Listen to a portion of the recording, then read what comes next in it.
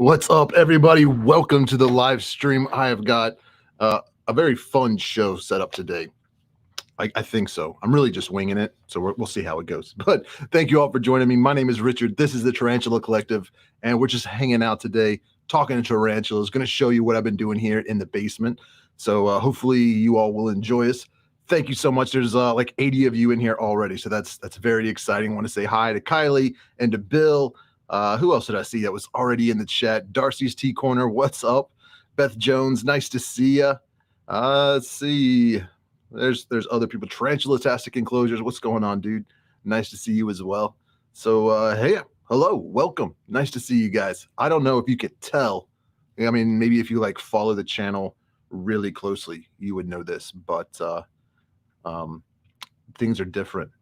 There's just the angle that you're looking at me and the stuff behind is different because my desk was over here and I moved it over here. So now it's like in the corner. So I don't know if that makes a difference at all, but you'll see. I'm going to give you a tour here in a little bit. But first, how y'all doing? Everything sound okay? Are you hearing me all right? You seeing me all right? Everything look good? Give me a thumbs up in the chat. I appreciate that. I'm going to try and read what you guys are saying here. Andrew Lawton, nice to see you. Thanks for coming and hanging out. What's going on, Beth Jones? That song is stuck in my head now.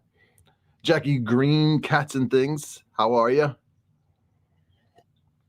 Oh, Kitty Cat Love just became a channel member, and we've got something very special for when that happens. So this is for you, Jackie. Thank you. Channel member. Not Jackie, Kitty. Thank you, Kitty Cat Love. Appreciate that. Yeah, so there's a significant delay. I've got like two screens here. One's YouTube and one's the software I'm streaming from. It's like a 5-second delay, which is pretty crazy. Hey, Daniel, nice to see you. So I don't know what to talk about. I'm just kidding. So I have spent the last 2 days. Well, let me start at the beginning. I went online. I was on Instagram and I saw Tom Patterson had posted something about he had four jumping spider package. So you get like 2 males and 2 females of 2 different species. It was like $100, something like that. So I was kind of been enjoying jumping spiders lately, especially photographing them. And I wanted to, take advantage of that deal. So I sent him an email. It was like, hey, I want to get some of those. And he was like, sure, it's not a problem. Here's a list of everything else I have available. And it was just this, a very long list of tarantulas, true spiders, scorpions, centipedes, a bunch of other inverts, millipedes. There was other stuff, but I don't remember. But I'm like, a lot of them I didn't even recognize. So I'm like just kind of like going through and Googling some of the names and seeing what their care is like, doing a little bit of research, and over a few hours kind of compiled a list of like maybe 6 other species. So I got some very cool species I'll tell you about. We got another channel member, though, just came in. I'm confused. Thank you so much for becoming a channel member. And this Channel member. So welcome. At any rate, I got those spiders. That's where I was. So I ordered the jumping spiders, and then I ordered some others. So what I thought was going to be like 4 initially was going to be 4 jumping spiders turned into like 13 or 14 spiders. So I was, and he's like really fast. So like I ordered it, I don't know, like Tuesday night, like late. I think I even actually paid for it Wednesday morning, and he put it in the mail like right away. Maybe this was Monday. Yeah, that would make more. I really don't know. I guess it was Monday, but it doesn't matter. The fact is, the same day I paid, he put them in the mail, so they were here the next day. And I needed to get some enclosures ready, so I started like cleaning out enclosures and stuff like that, and just needed to rearrange some of the enclosures behind me so everything looked nice. And just from filming videos and doing some other rehousings previously, the basement was a wreck. Like there was a path pretty much to go through there. Everywhere else there were bags of substrate and empty enclosures and camera equipment. And it was a mess. There were lights and mics and just stuff all over the place. And that was like, I can't really rehouse these very well until I get everything cleaned up. So this turned into this 2-day extravaganza of cleaning, reorganizing, rehousing, adding new shelves. Like I don't know. I wore myself out. But Adam Morgan just became a channel member as well. Thank you so much. Channel member. I cut myself off there, Adam. Sorry. I appreciate it. Let's see. We also have a super chat that just came in from Scarlet NFDR TTV. Says, hey, I got a question. Do females tap? My new female started tapping on the glass door last night. I haven't been able to check her yet. Well, first off, I want to say thank you for the super chat. Oh, I hit the button. It didn't do anything. Super chat. I love it when things work smoothly. But so I think that some females will tap. I mean, when they're breeding, the male is tapping, but the female also kind of taps back as well. And sometimes they're just, they're just climbing around and it kind of sounds like tapping because, they're hitting it. But if it's like tapping a whole lot and consistently, like drumming, I think that's a different, like there's tapping, but then there's like a rhythmic drum. If they're drumming, you may want to, double check a molt or, look for palpal bulbs or hooks or something because it may be a female or a male, but, I don't know. Let's see. We got another super chat from Pepper Lee. Pepper Lee says, love your channel. Well, thank you so much, Pepper. Super chat. And then finally, Serena Gayton just became a channel member as well. So welcome to the Spiderling Club, Serena. Channel member. But yes, so that's what's going on. I did a lot of rehousing, moving things around, and I wanted to show you guys. And I think I tried to do this at the live stream at Fear Not Tarantulas, and it didn't go as well as I had hoped.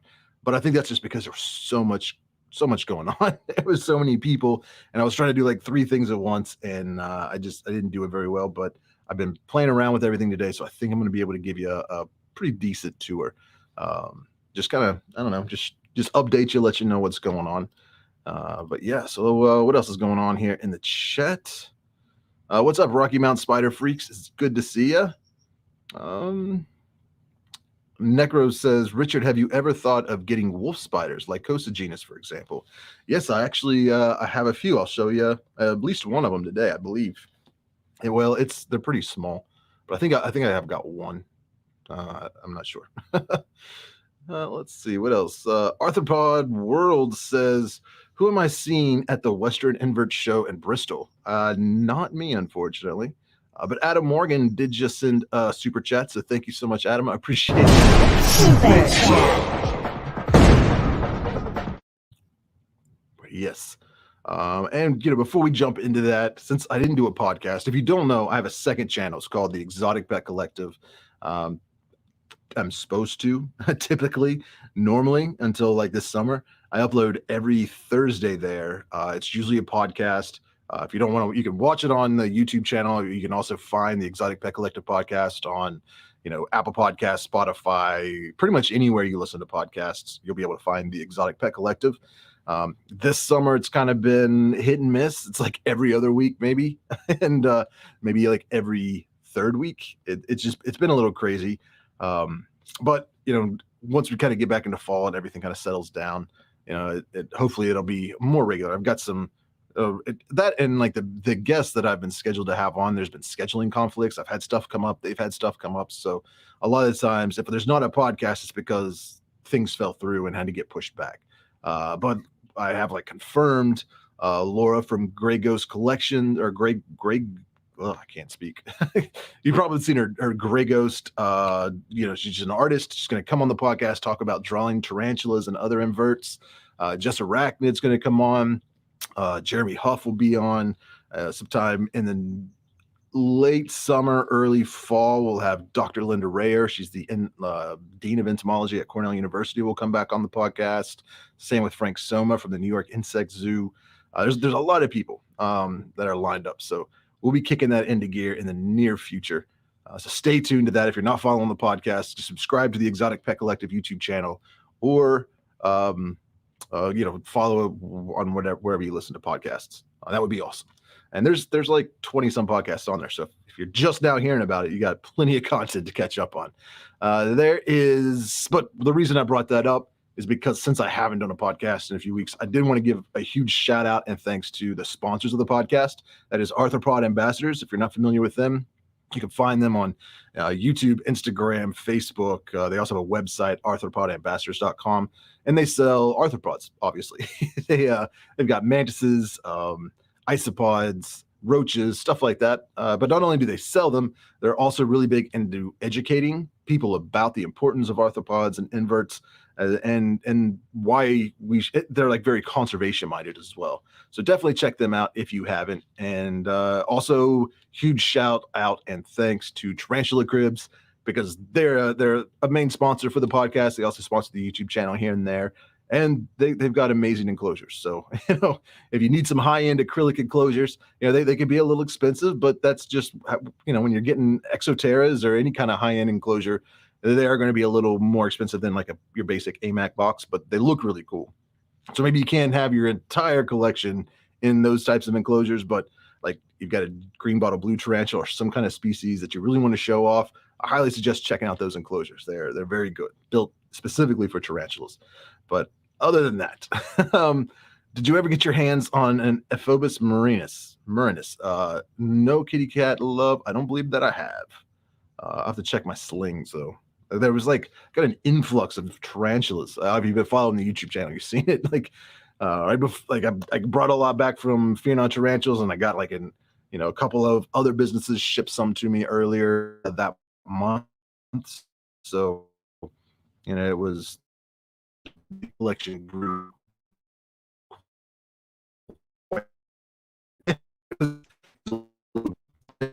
So let's see what are y'all talking about.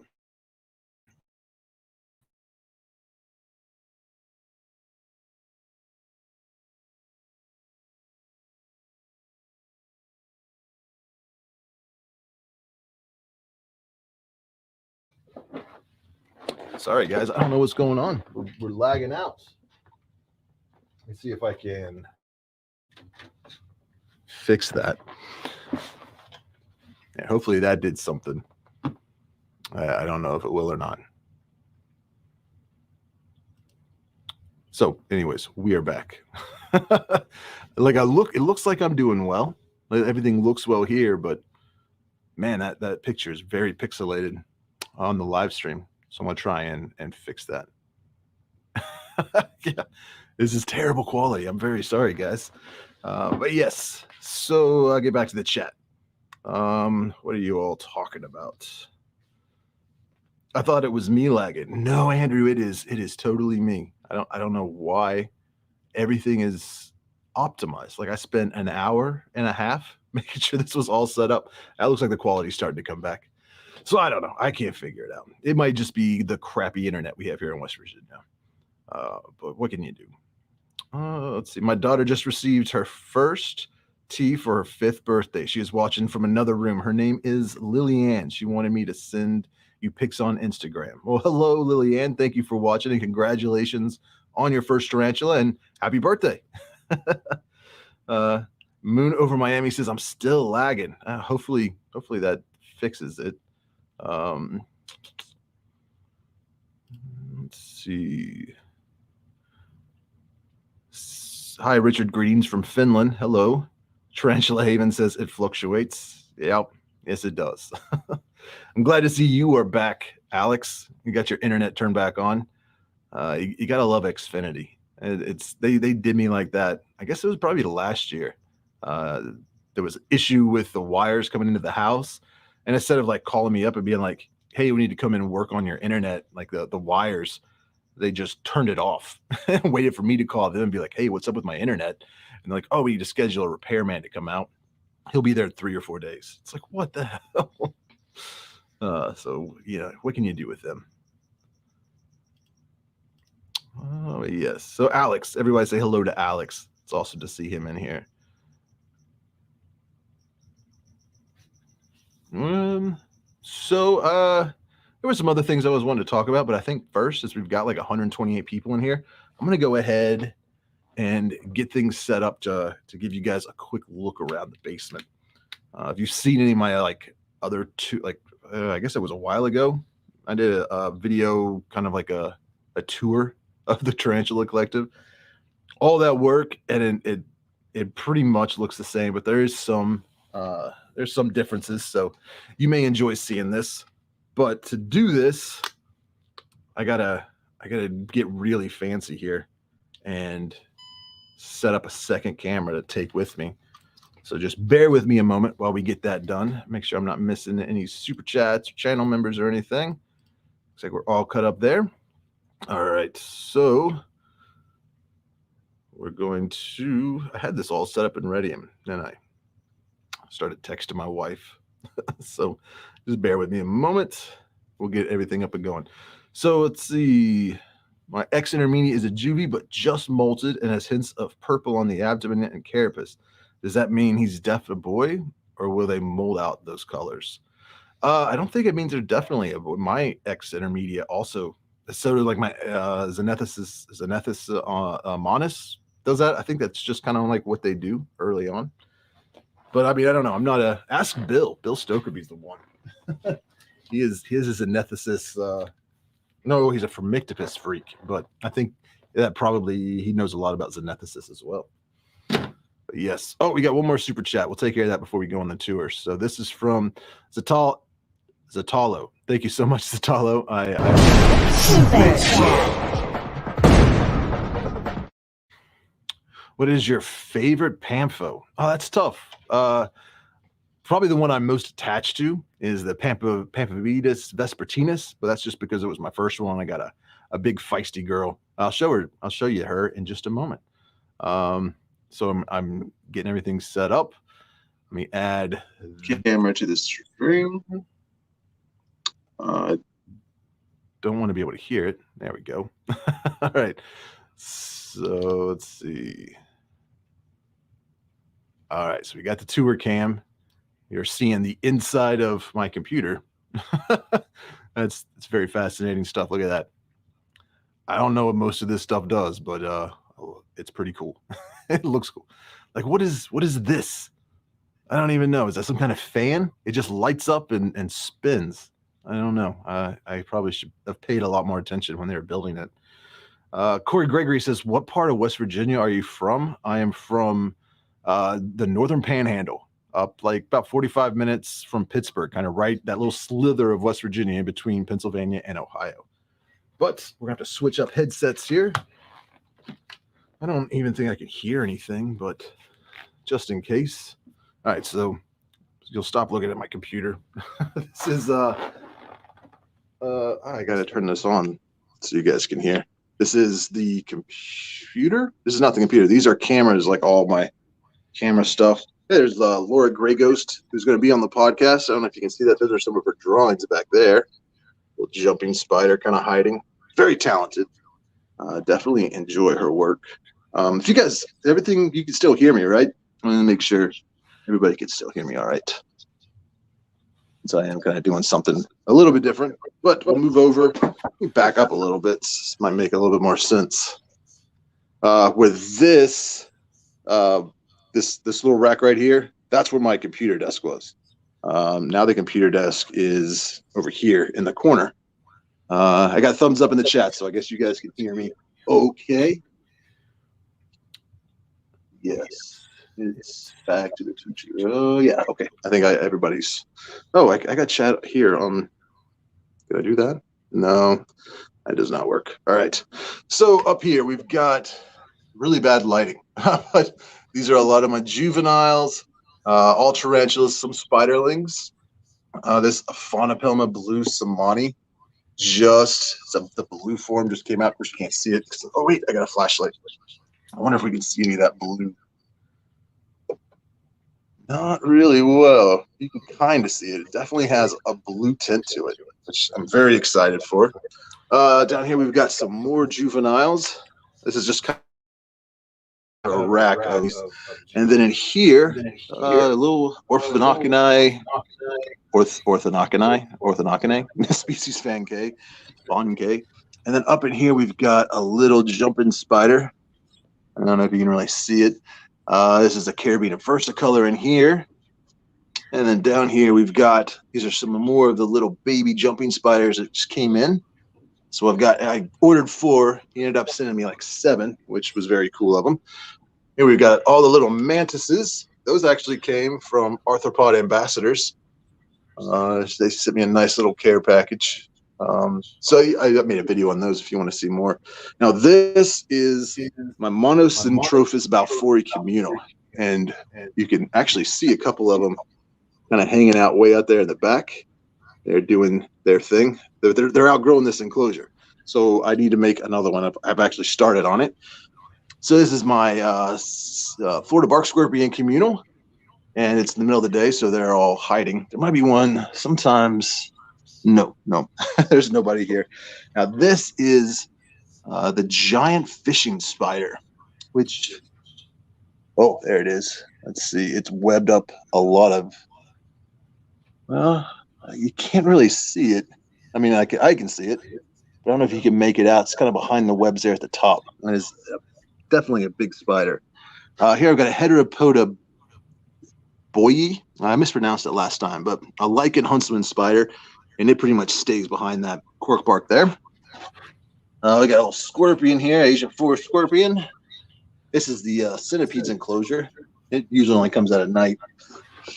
And then over here we've got another Asian forest scorpion enclosure. These are bioactives. That's why they have the grow light on during the day. Now this is a Tarantula cribs enclosure that I just got in the mail. He actually sent it like a month ago. I just opened it though. Been waiting a while. I thought it was a large enclosure, but I have a little green bottle blue tarantula. Oh, it's all the way up here on the top. Let's see. That's just a little juvie. See if I can get that in there. And then we have this, which is what I am working on right now. This is the communal I'm working on. Let me see if I can open that out. Oh. Now I got, what is that called?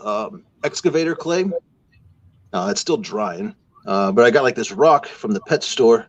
It goes in, aquariums or whatever. But I kind of work that in there. Got some spider vines and, other little things in there. And I've got like these little tubes. So once this dries and hardens, I can pull those tubes out and it'll be like some pre-made tunnels. And I'll fill the rest of it up with substrates and stuff like that.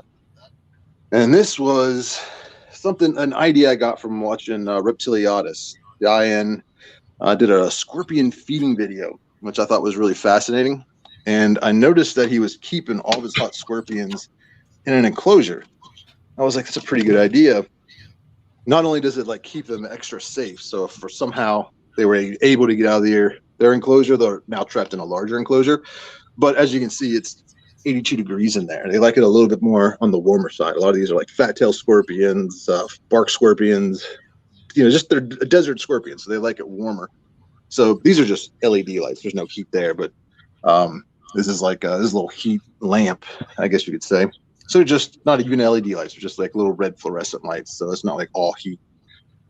But we've got all the scorpions in this little enclosure. And it's not even that I'm afraid they're going to escape. It's more just to kind of keep it safe from, I don't even think my kid would mess with them. It's more the cat. We got a little kitten. And sometimes it gets curious, and I didn't want it to accidentally knock over an enclosure with a hot scorpion in it. So they're safely locked inside of this. So they're in an enclosure inside of an enclosure. Now this area over here, no one ever really sees. This is my kids' area. This used to be where the Tarantula Collective was. Like this was all the enclosures, and the kid had this whole side of the basement, and we swapped. So now you can come over here and play Xbox and do his thing. Oh, there we go. This is. Oh no, it wasn't a huntsman. This is a giant wandering spider, and it is not nice at all. Like I'm not saying it's aggressive, but it is not. It's definitely not friendly, and it is extremely fast and unpredictable. That is a species I just recently got from Tom Patterson, and I can't even show it to you because it hides really well and it blends in really well with that background. Now this. Let's see. Those are obviously Toga starburst baboons in both those enclosures. This is a Caribbean versicolor. And down here, we've got rubber ducky isopods, zebra isopods, titan isopods, and this is assassin bug enclosure. I don't know if you can see them at all. And then down here, it's got millipedes and more isopods. And then this is like the juvenile shelf. A lot of different juvenile tarantulas. This is the nursery. So we got a lot of those going. I'll check it on the chat, make sure I'm not missing anything crazy. Richard is a nerfer too. Yes, I am. My son more, but yeah, we got quite an armory of Nerf guns. This is the enclosure of the Tillicata Voggans. I'm going to be pulling her egg sac very soon, but she was back here in this corner. And at some point, she grabbed everything. She dug a burrow way down that back corner and is now like deep down in there. So it's going to be fun to try and pull that out. And then all this is the same. These are just all the arboreal enclosures all the way across the top. And then like your terrestrial enclosures, stuff like that. Nothing's really changed over here. Let's see, down here we've got leopard gecko, Pueblan milk snake. Ooh, this is the 6-spotted fishing spider, just kind of hanging out by the water. And I don't know if you can see, but right there is a little egg sac she made. She was clutching on that for a while and just hung it up. So I don't know if that means it's going to be hatching soon. There's the Arizona blonde tarantula. Oh, look who's actually out and about. This is my day gecko, giant day gecko. It's enclosure. I just fed him some crickets, so he's probably still out on the hunt, enjoying the warmth. But I got him set up in a bioactive enclosure. This is the, what do they call, cobweb castles enclosure. I got in Virginia Beach, along with a southern house spider. This is my recently molted, as you can see, a little pieces of molt laying around the enclosure. It's a bioactive with Theraphosa sturmey in it. And then, oh man, you knocked over your thing. But this is what is it? Ball python. Usually this is up. I don't know why he knocked it over, but he's probably back down in there. This is the paludarium. We got a Carabiner versicolor hiding back in those leaves. This thing is just thriving. Plants are going like crazy. I keep cutting them out. Nope, this is a California king snake. Kind of hiding down in there. And then we've got the eastern king snake, which is nowhere to be seen. Was just crawling around. So, you can kind of see it back. Well, maybe not in the camera. But yes, so this is the mess that is like the computer area. Got a lot of the lights and stuff like that set up. The computer. So it's it was a lot of work. Oh, and then if you enjoyed those nature documentary videos I was doing, this is the set, but I have to kind of keep it covered because if I don't, my cats will think that it's a very fancy, what's it called? Litter box form. We don't want that. So yes, that is a tour. So hopefully you guys enjoyed that. Oops. Just removed myself from the stream. There we go. So I'm back. Welcome back to me, I suppose. Let's take that back. Switch out the headphones. No idea what's going on. So thank you all. Oh, we got. I do see that we have Zachary. I don't know if we gave you the welcome to the channel member. Channel member. Thank you, Zachary, for becoming a channel member. Appreciate that. Let me scroll through the chat. Make sure I didn't miss anything. Got Zachary. I'm not seeing anything else. Somebody said echo. Uh-oh. I hope that wasn't too bad. Yeah. All right. I don't think I missed anything. Zatalato? I think I missed your super chat. So if I did, thank you. Super chat. All right. So yeah, I think I got everything for caught up. If I missed you, just let me know. I'll give you a shout out. So thank you so much. Secret Gayton said, never mind, it stopped. Richard, do you control the subtitle language of your videos? Sometimes. It usually you upload a video on YouTube. This is from Alex 1470. Nope. Who asked that question? I've already lost it. But I'll go ahead and answer it, even though I lost the question. YouTube will automatically, usually, or if not YouTube, then some other like third party platform software thing that I use, will dub it in English. They'll do the English subtitles. But every now and then, this happened a couple of times, like especially when YouTube was doing the English subtitles, for some reason, like once it did the subtitles in Russian instead of English. Like I don't know why or how, but it's like instead of getting English subtitles, they were all Russian. That happened once in Spanish and in French as well, I believe. I think it was French. So it's like I have no control over that. It's just YouTube just sometimes will translate and subtitle a video. Occasionally, I will pay somebody like off Fiverr or something to translate some videos into Spanish, but that usually takes like 3 or 4 days for the turnaround of that, get that uploaded. I think I maybe have done some in Russian, a couple of other like German maybe, and then I just kind of. But it's it's not cheap to pay somebody to translate and type out subtitles that are time stamped. So it's only if it's.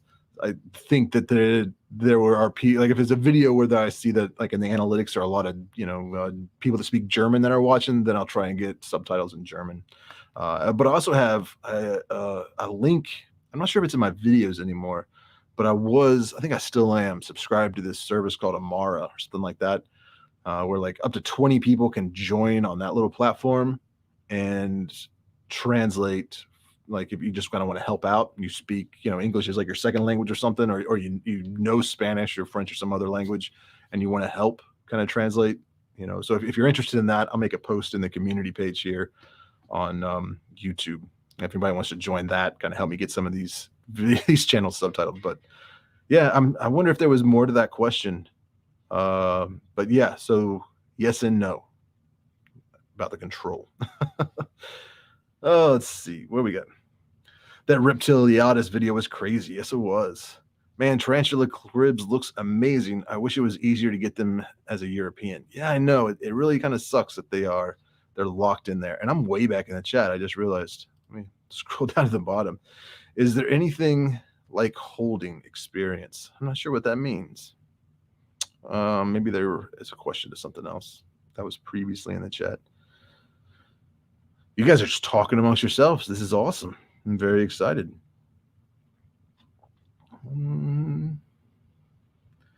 So at first I was almost taken by ambulance just from panic of seeing a non-venomous spider. After a long time, these videos, I can hold jumping spiders.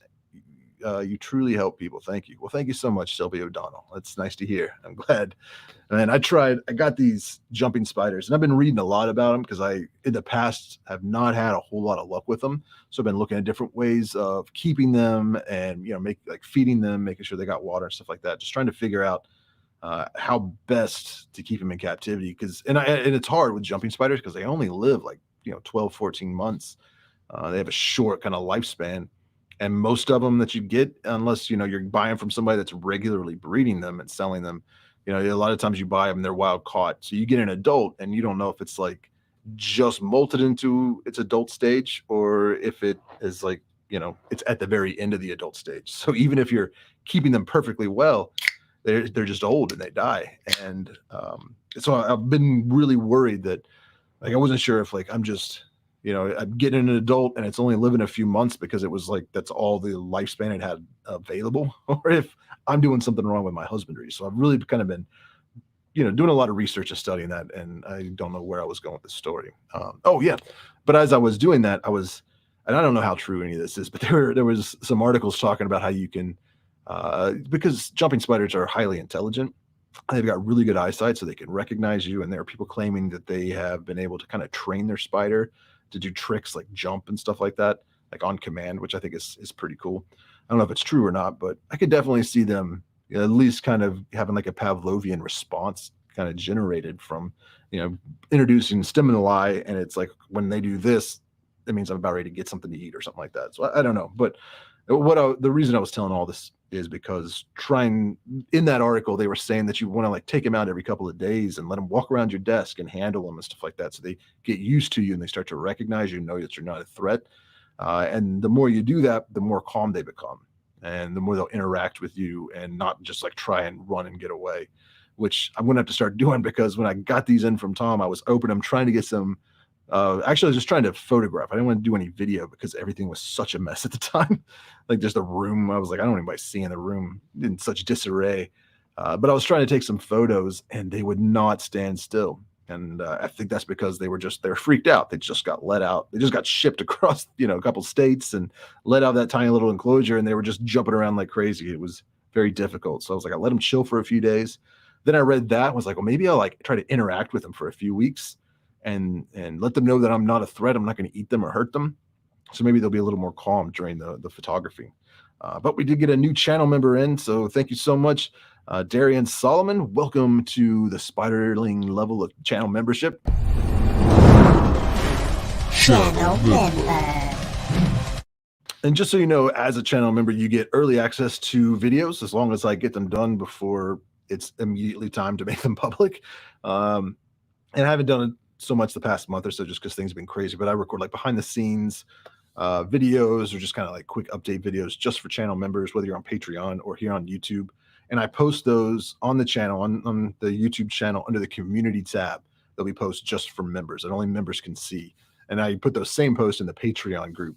But if you're afraid you're going to miss that, you can also go on Facebook and join the Tarantula Collective members only Facebook group. And it's just kind of a small group for people that are channel members here on YouTube or on Patreon. So feel free to join. Just make sure you answer those questions so we can look you up, make sure you're actually a channel member.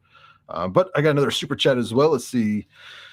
LA Silver Surfers. It seems like all my spiders are chilling in their hides and not responding to any stimulus for about a week and a half. Should I wait till they come out before trying to feed? Before I try a feeding attempt pre-molt? Well, first off, I want to say, LA Silver Surfers, thank you so much for the super chat. Super chat. And yeah, it could be pre-molt. It could be stress. It could be a lot. I mean, and tarantulas, they don't eat every day or sometimes every week. Sometimes they'll go weeks or even months without eating. So it may just be they're not hungry. I would drop in prey, just kind of keep an eye on it. They don't seem interested for a few hours. I pull the prey out, try again in like 3 or 4 days or maybe even a week or two. And eventually they'll either come out of their burrow and eat prey, or they'll be walking around looking for prey. So yeah, it's not something I would worry about though, unless it's been a very long time. But if you're saying it's just been a few weeks, is that what you said? Are chilling in their hides, not responding to any stimulus? Yeah, a week and a half, I would not worry about a tarantula not eating for a week and a half. That's pretty typical. Let's see. Victoria Bellerby just became a channel member, so thank you so much, Victoria. Channel member. Oh man, Amy B coming in with a $25 super chat. My gosh, thank you so much, Amy. She said, made it. So happy to catch a live stream. Well, I'm happy you made it too, and thank you so much for the super chat. That's very generous. Super chat. But yes. Let's see. We got so many. Oh, that's great. People in the chat are also answering Silver Surfer's questions. So that's very cool. So what was I talking about before I got distracted? Taking pictures of jumping spiders. Oh, I didn't even get to show you because I went through the tour so quickly. But I got a couple of purse-web spiders, which are very interesting. Like they kind of look like trapdoor spiders. I didn't know this until I actually got them. They're still a little young and small, but they make these like really long kind of web tunnels, like these purses. And you got to give them like a nice tall enclosure, and they're set up, but they haven't started webbing or anything yet. They're probably like still shell shocked. So once they start making those purse webs, I'm going to definitely do a video on them and show them to you guys. They're very cool looking, but they are a little crazy. They did not want to get photographed. So Bill says $25 is a lot of crickets. Yes, it is. Not as many as you'd think though. So what would that be? Maybe like 250 crickets or something? I guess it depends on where you're shopping. Let's see. I got 17 tarantulas at my house and 12 at my brother's too. Glad I made the live. We're glad you're here, Victoria. That is very cool. I got, this is embarrassing. I had been telling people, and maybe it was one person. I make it sound like there's a lot of people. But somebody made a comment on one of my YouTube videos recently saying nice shirt, because in the video I was wearing a Rage Against the Machine shirt, and they were like kind of laughing, like I was listening to Rage Against the Machine and then watched your video and you were wearing a Rage Against the Machine shirt, and I was like, yeah, that's awesome. I'm actually going to go see Rage Against the Machine this Friday. And we kind of talked about that briefly, and like I was super stoked to go see them. I bought the tickets back in like, I guess 2019 for August 2020, and then because of COVID and everything, it got shut down, obviously, or postponed. They didn't cancel it, at least like they did a lot of the other concert tickets I had for that summer, but they postponed it until it was like the beginning of August, end of July 2021. And I saw that, like, got that information, put it in my calendar, didn't really think about it again, and just talked about it, every now and then, mentioned it to my wife or something, like, oh, I'm so excited, we're gonna go see Rage, and didn't like really stay updated. And I knew that, like, I checked the tickets, saw it was July 29th, so I had that in my calendar. And I also knew it was Friday. So there's two different concepts, I guess, or ideas in my head. It's on July 29th and it's on a Friday. And well, today's Friday. It's obviously the 30th. So, but I wasn't looking at a calendar or whatever. So, we had made plans, got a babysitter, just had a whole night planned out. She was getting off work early. It was going to be a lot of fun. And then Wednesday, I get an alert, like a reminder from Google Calendars that it was like, your Rage Against the Machine concert is tomorrow. And I'm like, tomorrow's Thursday. And I look at the date, I'm like, oh crap. I've been telling my wife for months that it's on a Friday and it's actually on a Thursday. This screws up everything. And then I look at it and I'm like, no, but I know it was on the 29th. Why is the 29th a Thursday when I thought the 29th was a Friday? So I pull up the tickets, and it turns out a few months ago, they pushed it back another year. So it's actually 2022. So yeah, it's a year away before I get to see them, which is frustrating. So I did not. I had built my whole week, planned my whole week around being going to that concert, and it's all for nothing. Screwed up. So and it was embarrassing because I had been telling a lot of people how excited I was to go to this concert. But at any rate, that was a long, boring story that probably nobody cares about. So what else we got? I rescued a jumping spider from the recycling bin, says Cindy. And then she laid an egg sack. I let them grow and released them back outside when they were big enough. Well, that's very kind of you, Cindy. We went through the drive-through. It was Starbucks or Burger King or something like that. And there was a male regal jumping spider, like trapped behind the plexiglass, like in between the plexi and the mirror or the menu. And I was seriously debating getting out of the car and trying to figure out how to get that plastic free so this spider could get loose. But I assumed that they would probably see me on camera and think I was just destroying their drive-through menu and call the cops. So I didn't. I hope the guy found his way out. Steve says, I enjoy the Rage story. I'm glad. It's always fun making a fool of yourself. And it was in Pittsburgh. You know what I mean? Like, it like plans to go to a restaurant to go eat, and we were going to rent a hotel. Like it was, I mean, Pittsburgh's like 45 minutes away, but it's like, I'm in a small town in West Virginia, and that's a big city in comparison. So it's like, we're going to just make a whole weekend out of it. But alas, we got another channel member just came in. Sarah Liv, welcome to the channel membership. Channel member. Yes, so again, if you're a channel member, make sure you go find the Tarantula Collective members only group. Send in a request to join that just so you can stay up to date with any member exclusive videos or posts. A lot of times I take photos or just kind of give you like little blog post updates about what's going on here that maybe isn't interesting enough or whatever to like actually make a video about. But if you want to stay up to date, and if you don't want to be a channel member, but you still want to get some behind the scenes information about what's going on down here, you can also go to my website, thetarantulacollective.com. And when you log on there and start scrolling around, the little pop-up will show, ask if you want to join the mailing list.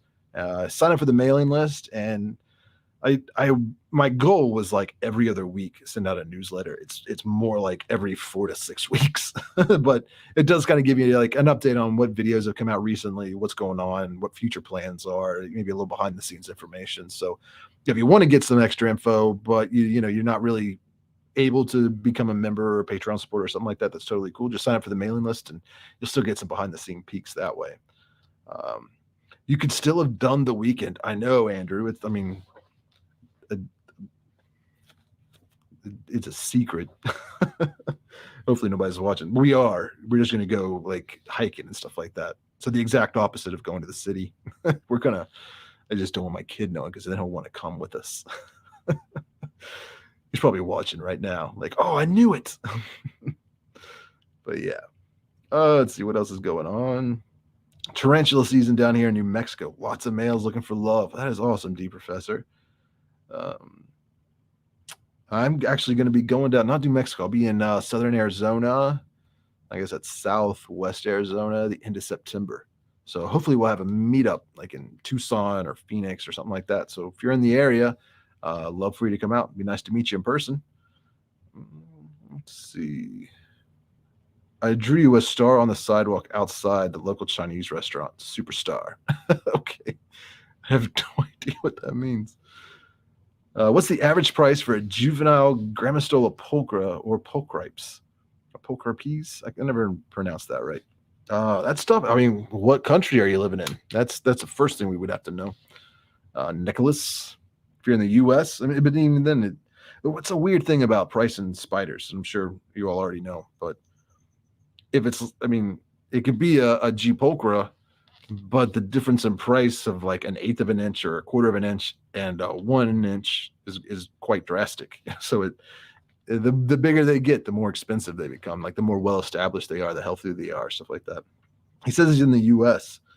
You know, I don't. If anybody in the chat knows, that would be great. I feel like a tiny sling is like $50 or $60. Yeah, Tarantula Heaven says they've been fluctuating quite a bit lately. Yeah, I think when I got mine, it was like $50 or $60, but it was also very small. But I've seen them go for like 100 easily. So it's hard to say. I mean, I don't think there's like Alex said, they're fluctuating a lot. I mean, there's a tight. It's just all about supply and demand, and the pulchripes goes for 40 to 50 is what Alex says. So yeah, good call, Alex. But what was I saying? Oh, there's not like a set price list, I guess is what I'm trying to say. It is going to fluctuate. So what somebody paid a year ago, it may not be what you're going to pay today. It could be a lot more. It could be a lot less. The best thing to do is you just go to a bunch of different websites and see what everybody else is charging and try to figure out that way what and you make sure you're comparing similar sizes. You know, you can't be like, well, this guy's selling it for cheaper than this guy when this guy's selling you a 1 inch sling and that guy's selling you a 1/4 inch sling. You know, that's just kind of how it goes. If you need a list of dealers, again, go to my website, thetarantulacollective.com, hit that resources tab. There's a whole long list of dealers that I recommend, and a lot of them have discount codes that you can use, save a little bit of extra money, which is always good. But yeah. Tarantula. Alex says, I paid $22 for an H. chilenus in 2017 for Fear Not Tarantulas. See, that is a deal of a century. You know what? I think I may have gotten mine back in 2017. Yeah, it'd been about 5 years ago. That's not how math works, Richard. It'd been like 4 years ago.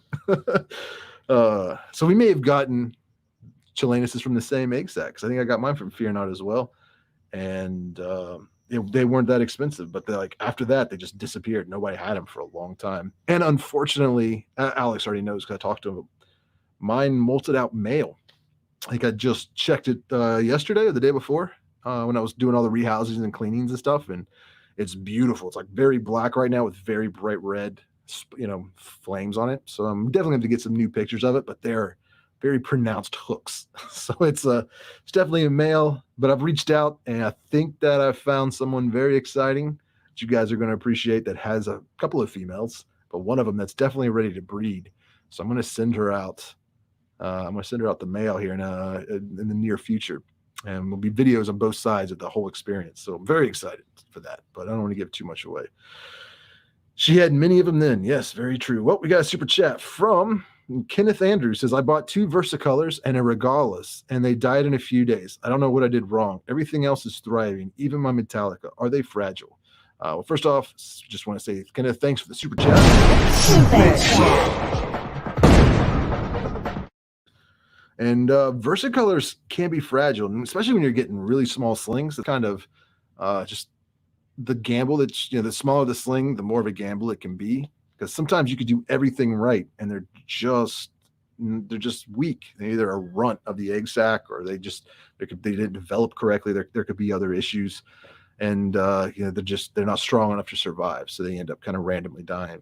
With versicolors, you got to make sure you got plenty of ventilation, stuff like that. And you didn't really mention what size they were, so I don't know if these are like juveniles or adults or spiderlings. I'm going to assume they're spiderlings. And this is something that, I mean, don't quote me on, but when I was doing that research, trying to figure out some of the mistakes that I've made with keeping the jumping spiders, something I came across that I found interesting is they were, suggesting every couple of days to mist the side of the enclosure, just like one side, so they have access to water.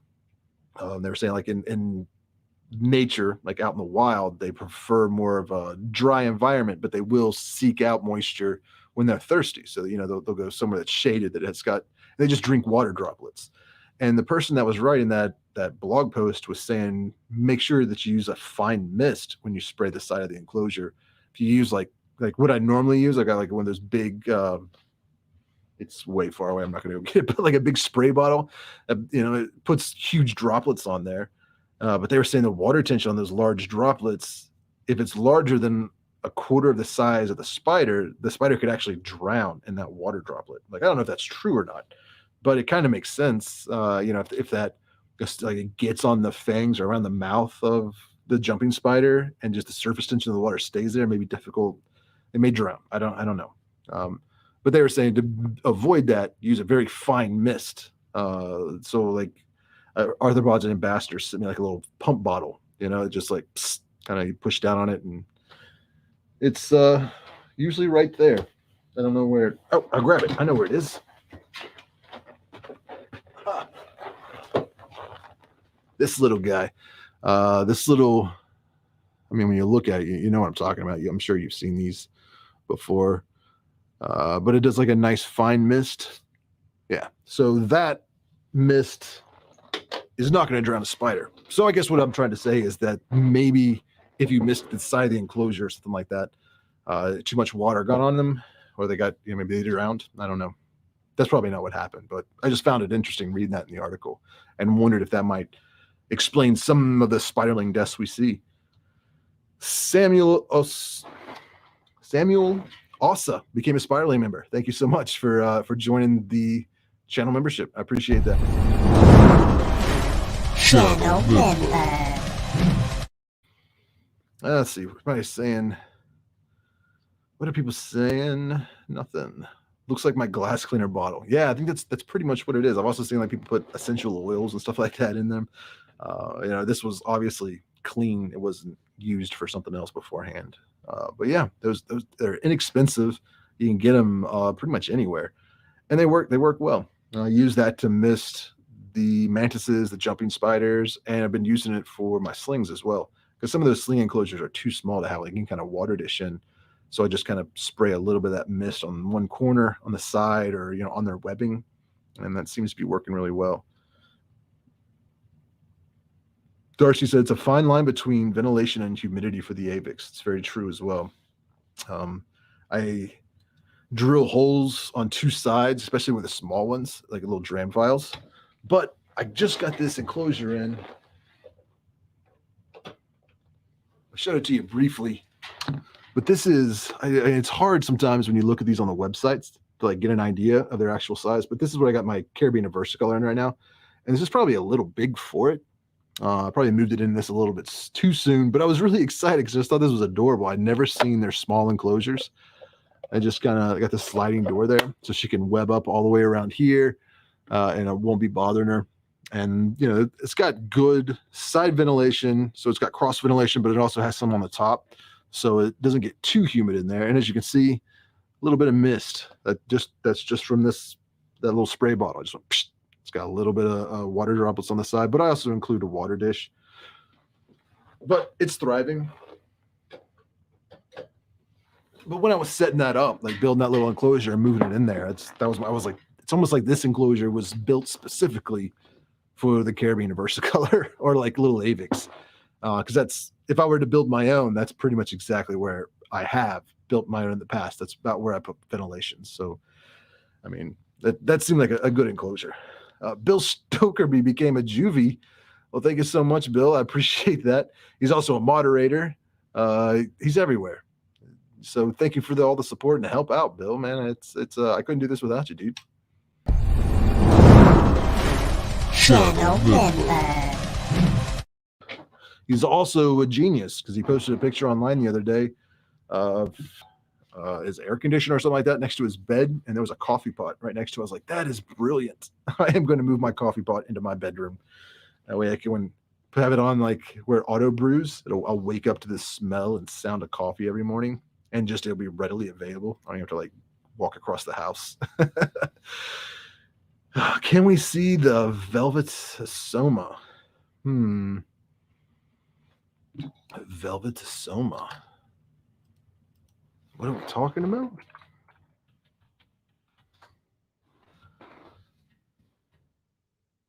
Oh, the Megaphipelma. Maybe I'll have to look. Is that what you're talking about? The Megaphipelma I got recently? Let me know if that's it, Zach, or the Zolema. Trench Laven says Bill is the best. Yes, he is. Mark the Spider Guy, what's up, man? Good to see you. Victoria says, I keep my Versicolor substrate dry and missed one batch of the enclosure every couple of days. Very cool. Samuel, yeah, I do that with my GBBs as well. I just I provide them with a water dish and everything else is bone dry. I don't mess with them. Cindy, you need to talk to people at work. Tell them to leave you alone. We're streaming here. Let's see. Richard, what's your most boring tarantula? Mine is my OBT, unfortunately. I never see her. Mine is actually, let's see. How far can I go with this? Not far. I'm not sure if this is the right name. It's the Lampripelma. I already forgot. Daggone it. Borneo Black. That's what it was. It probably may have changed, been like reclassified since I made that label because it's an old label. Because it's Lampripelmas, Omathymuses. They seem to get swapped around a lot. But when I got it, it was the Lampripelma species Borneo Black, and it's beautiful. I mean, it's kind of like the Singapore blue tarantula, but it's like all black, and it comes out maybe once every 6 months. Usually, I'm like worried that it died. I'm like, maybe it was a male and it died, or it wasn't keeping it humid enough, because I haven't seen it. And then like one night, come down like 2 o'clock in the morning or something, I'll see it crawling around its enclosure. I'm like, oh yeah, but as soon as it notices I notice it, it dives and hides. So it's kind of frustrating. It's a beautiful spider that I never get to see. So that's my answer today. That's my most boring tarantula.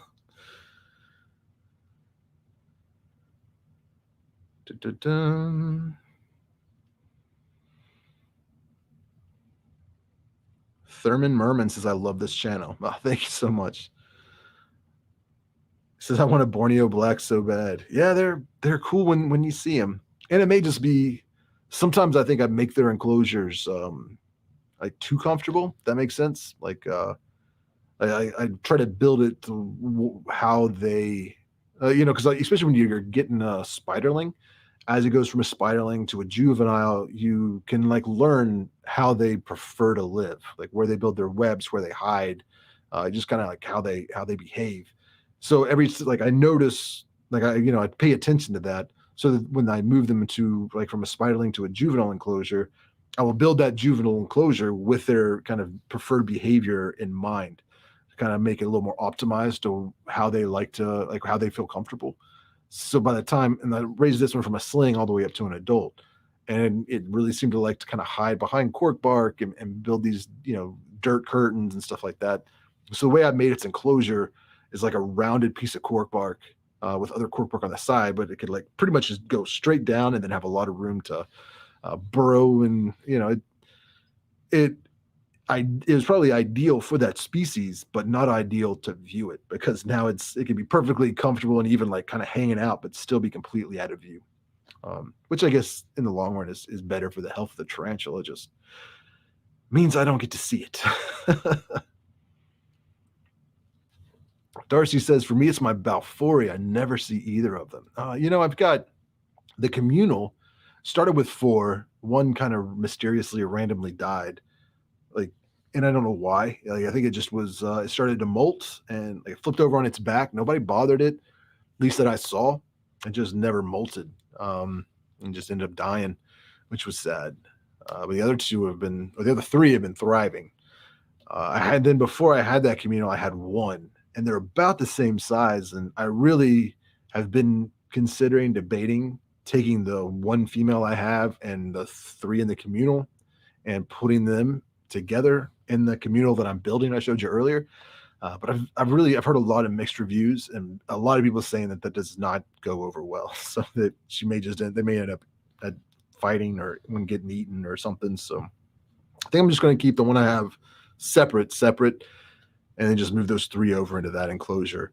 But I was talking to the people over at Josh's Frogs, and they were wanting to do some advertising and kind of work out a trade. So they may be sending me like 5 more Balfouris from 1 egg sac, so I could get a larger communal going. But we'll see what happens there.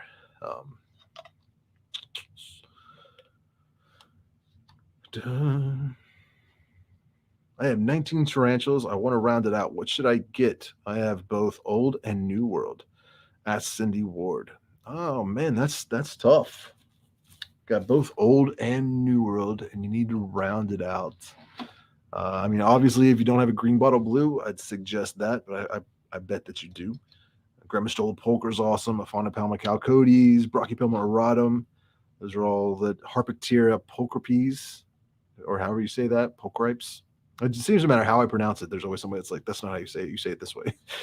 But those are all good. The golden blue leg baboon, definitely should get that one. Let's see. Somebody just said, it sucks that I cannot find any major sources for opinions about Finland's chain pet store. Finland's chain pet store. Yeah. Chain pet stores are difficult. I was not going to talk about it. I was actually going to record a podcast and talk about that, but being that it's Friday, so I should have done that yesterday. We'll just talk about it now. I was at a local pet store. I think we have one like locally owned pet store. It's kind of the other end of town, and it's like it's weird. Like I don't even think it's the same town. Like there's the town I live in, and there's like very, very small towns kind of like all around it, that are just really small.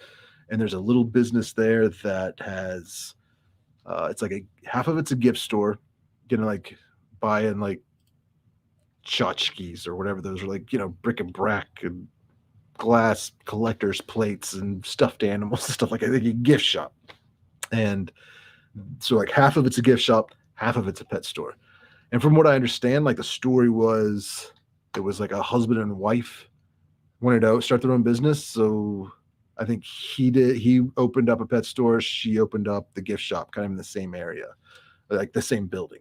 So you walk in the front door and you either go left into the gift shop, right into the pet shop. And you go into the pet shop and it's small. Like it's probably no bigger than this basement down here.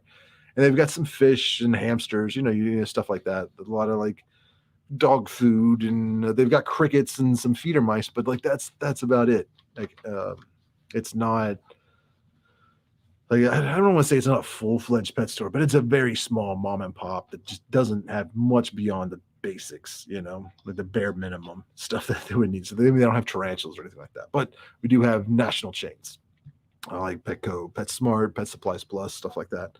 So I was at one of these national chains picking up actually that big, huge enclosure that I have all the scorpions in. I was going there to grab that because I had that in stock. And while I was like looking at that one and one that was a little bit smaller, kind of debating which one to get, one of the employees was helping another customer and looked over at me and was like, "Hey, Richard, do you know how to sex tailless whip scorpions?" I was like, I don't know your name. So it's weird you call me by my first name, but I guess if you knew it, so you know what, I'm in there all the time, and always trying to convince him to watch my channel. So I guess this guy did, which is awesome. And he keeps tarantulas and reptiles and likes them. And we started talking about tailless whip scorpions, and he was like, "What's this one right here? Can you figure out if it's a male or female?" Try to help out his customer, and I look and I'm like, it's dead. Like that's not male or female. It is deceased. That is a dead tailless whip scorpion, and it was unfortunate. And he was like, he was embarrassed as an employee, and it's like, it's not your fault, man. Like, you work here. I'm sure there are people that are paid specifically to take care of these, and Petco, pet stores have their own like guidelines on how these species are to be kept while they're on display, and a lot of times that's not compatible with what they need to live their best life. It's a tailless whip scorpion. It needs an arboreal enclosure with some good humidity, and it's in a little 5-gallon or 10-gallon aquarium that's more vertical than, and you got like a hide, like it's a tarantula or something. So I was like, it's not your fault, man. It wasn't being kept right per their policies, and it sucks because you're like, I don't know, it's difficult because then the guy was like, well, that's sad that this tailless whip scorpion's dead, because when I first came up to these enclosures, like looking to see what you had available, they were pulling out a dead dart frog. So maybe there was something wrong with a heater or something. Something was wrong.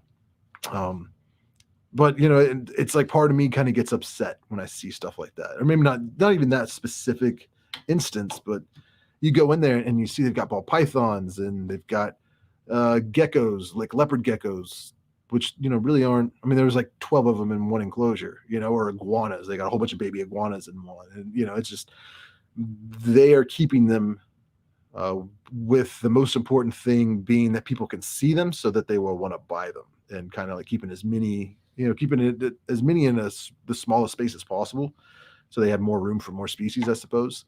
So I mean, most of the time they're giving them the bare minimum care so that they survive, but it's not ideal living conditions.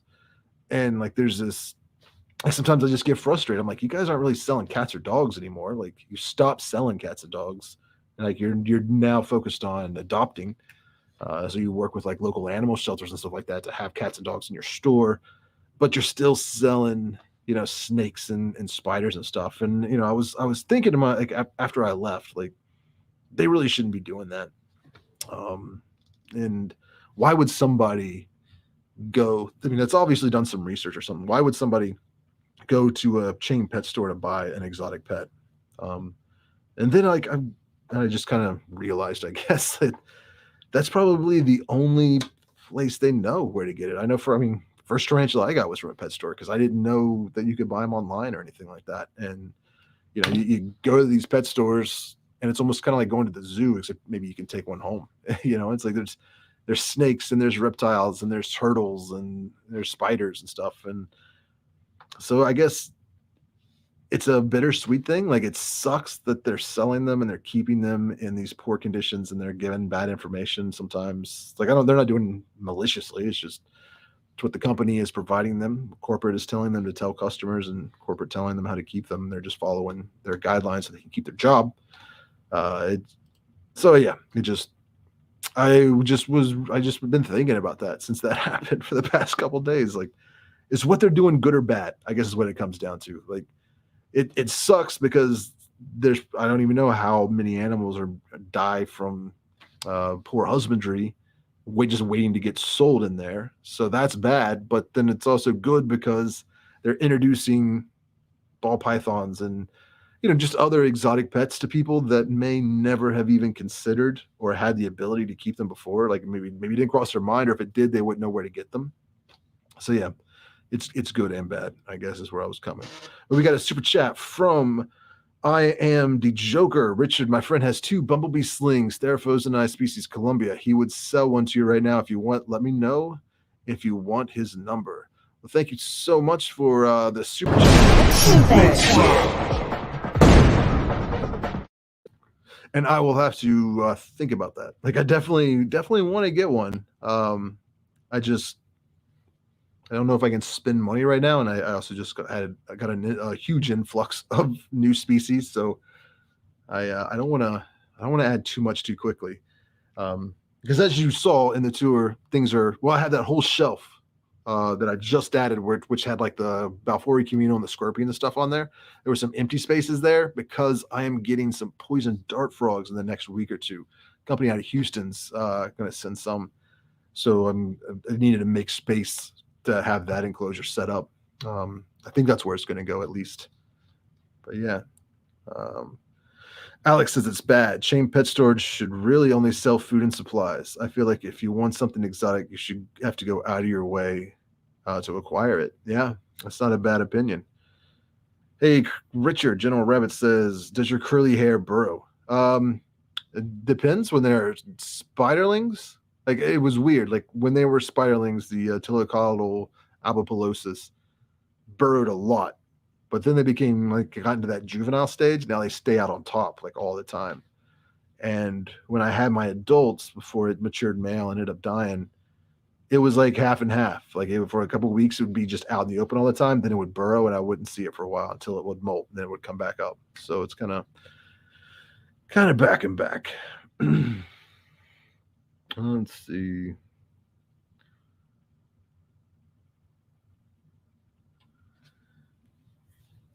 Yeah,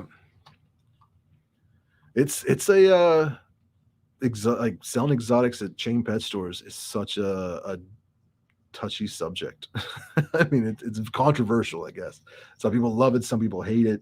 I feel bad for the people that work there, because from my experience, at least, most of the people that work at these chain pet stores really love animals. They keep a lot of these, and they, maybe they're more focused on fish. So they don't know a lot about reptiles, or maybe they're more focused on, some other animal. So it's, nobody's an expert on every species, but they do the best they can. They're there because, they could go work at a bookstore, pretty much anywhere for what Petco or PetSmart's going to pay a sales associate. They're working there specifically because they like animals. But I've seen way too often that people confront the managers or the employees of these stores that, hey, you're not keeping these correctly. They really should be kept like that. They're just like, there's nothing we can do about that. Corporate will come in. If we keep them the way you're suggesting, then corporate comes and inspects our store, we could lose our jobs. So it sucks. It's a bad situation. But yeah. So that happened. And yeah, I don't know what to do about that. But Richard, show us one of your favorite enclosures, please. Okay.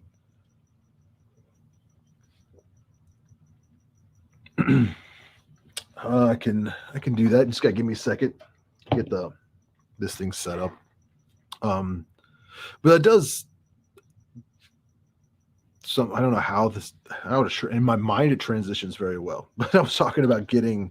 Where's my thing? Getting those poison dart frogs, which is a species I've been wanting for years. Like I've always been kind of fascinated by frogs and always wanted poison dart frogs, but just was never confident in my abilities to keep them or how time consuming they were and stuff like that. And I had what was it? Amphibicast. It was a podcast mainly about amphibians, obviously dart frogs, stuff like that. He was on my podcast, which you can check out on my second channel, the Exotic Pet Collective. Shameless plug. But he was talking a lot about dart frogs and really just kind of rekindled that. So I've kind of been like searching around, asking around, looking around to try and get some. My son just texted me. Hold on. What was I saying? So I've been wanting to get some, but the only place I knew really to get them was at the local pet store, which I was like, yeah, I'm not gonna do that. I'm not gonna buy them from them because I don't know, how healthy they'll be. And I figured at some point I'll come across somebody that sells them or find them at a reptile expo or something like that. And this business reached out and was like, hey, we want to do a collaboration with you. We'll send you some dart frogs and some of the stuff that you'll need. And I saw this this came up on this recent video of Tarantula cats where she was comparing two different ways of building an enclosure, like how she made the enclosure when she first started keeping tarantulas, how she builds them now. And there was somebody in her comments being like, I wish I wish I could get free enclosures or something like that. Like not everybody can get free enclosures. referring to the tarantula cribs enclosures that she was using. And I'm trying to do three things at once, so I apologize. I guess what I just like when I read that, I was like, and I've seen people comment that on my videos, like that when I got those spiders from Eris's Spider Shop, there were some people being like, "Oh man, I wish I could get a free box of spiders." And it's like they're not free.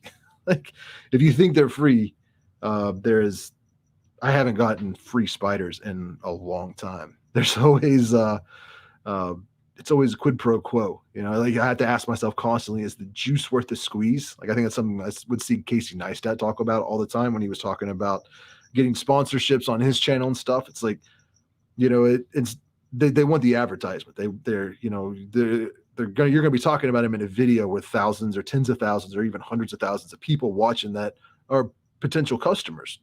You know, and if they were gonna buy a YouTube ad or a Facebook ad or Instagram ad, you know, they pay a lot of money to get those to show up in your feeds. So they get somebody like me or Tarantula Cat or somebody to talk about them in their video. It's usually a lot less expensive and gets a lot more views. You know, like you run an ad on YouTube or on Facebook.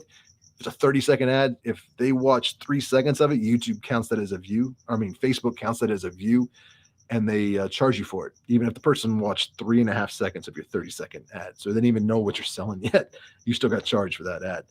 But where it's an integrated into a YouTube video, you know, that person's going to be watching 5 or 10 minutes and know exactly what's going on. So instead of sending like paying me cash or paying Tarantula Cat cash to have an ad in their video, they send you spiders or enclosures or something like that, you know? So it's like, it's a trade, it's a barter. It's not, we're just getting stuff for free. Like, you know, it work a lot. Like it's not even the work that goes into making that video. It's the years of making videos and building an audience and advertising, all that stuff. All of that kind of cumulative effort. Anyways, I'm ranting now. You wanted to see my favorite enclosure, but I got another super chat. What's your opinions on a Mexican black velvet for beginners? So thank you for the super chat. Super chat. And I'll be honest with you, I am not familiar with that common name. So I'm going to look it up real quick. Mexican black velvet. I have a feeling it's a fauna pelma species. Common names are so difficult. Nope, Tillicatl now. Yeah. Shrederi. Oh, Tarantula Cat. I know, we were just talking about this not too long ago. I think that would be a fauna pelma, brachypelmas, grammastolas. For the most part, those all make great beginner tarantulas. So yeah, I think that would be an awesome one to get. Let's see. We got another super chat also from Michael G. So 2 super chats. 2 super chat shout outs. Super chat. He said, also, my tailless whip scorpion died a few months ago from a bad molt. Has this ever happened with you or one of your spiders? With spiders, yeah, I've had a few tarantulas die from a bad molt. Not my tailless whip scorpion, though. I have not had that issue with them. But I think that is. It's going to depend. Hold on a second. That was getting weird. It's going to depend on what species of tailless whip scorpion it is, I guess. I've noticed that mine seems to thrive a lot better in a little bit more of a humid environment. For a long time, I was keeping it more on the dry side, and it just wasn't very active, wasn't eating very much. But when I started keeping it, I don't know why that's happened. When I started keeping it a little more humid, it seems to just be thriving now, doing a lot better. But you wanted to see some enclosures, so we'll go out for a little bit here for a second. I can't go on too long.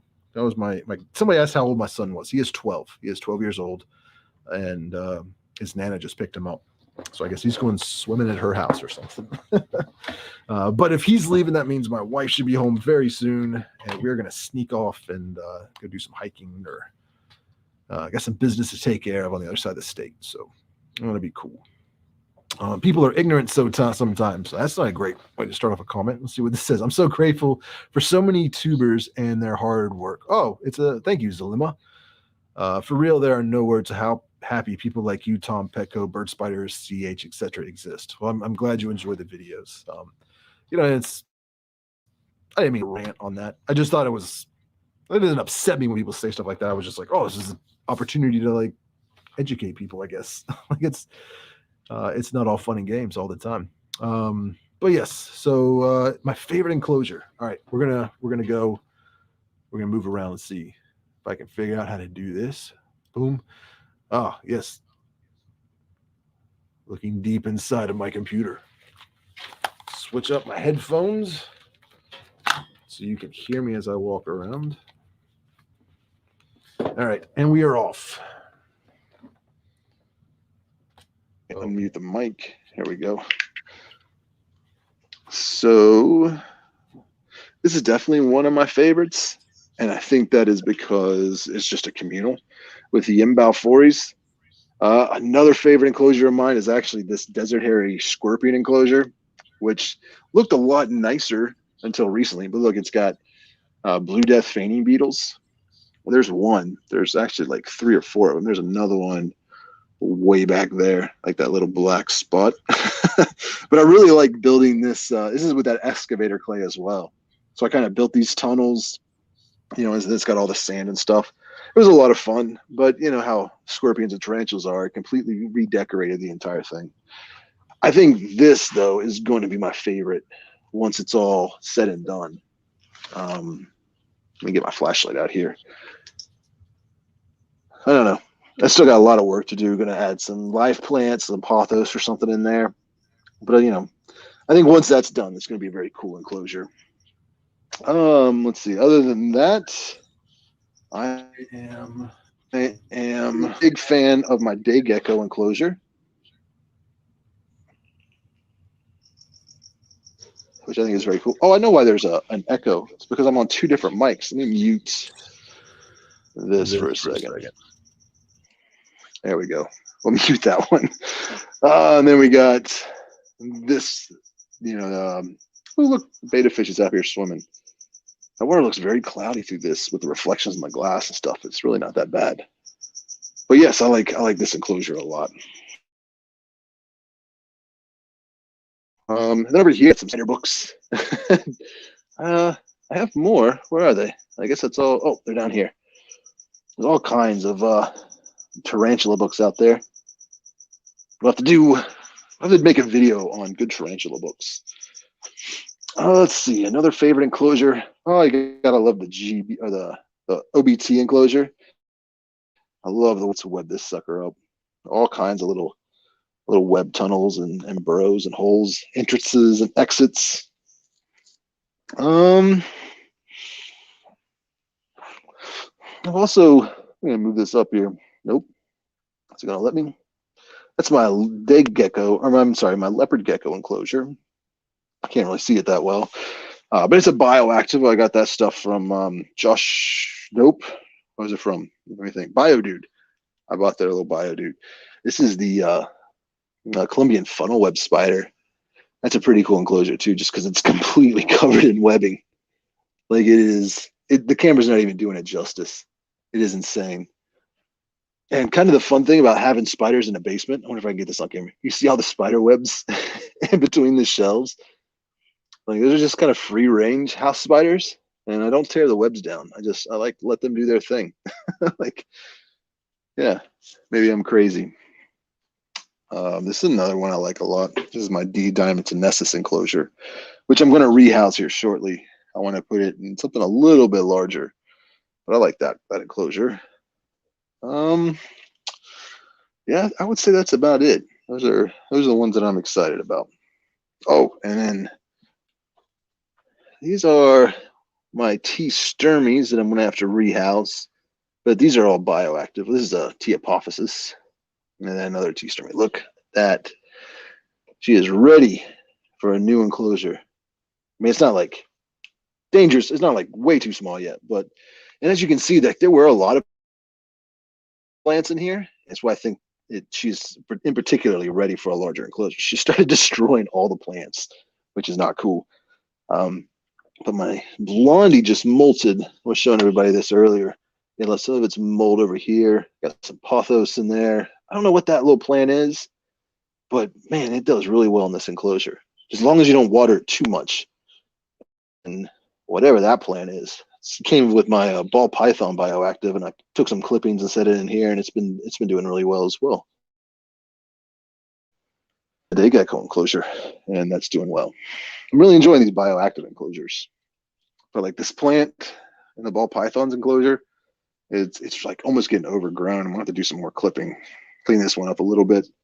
But I'm then thinking about, instead of really like cleaning this one up, I want to get an enclosure like this, like essentially, oops, it's not following me. This enclosure that I've got all the scorpions in now, I want to get another one of these and set that up for the ball python. I think that'd be a lot easier, especially with it being on that top shelf.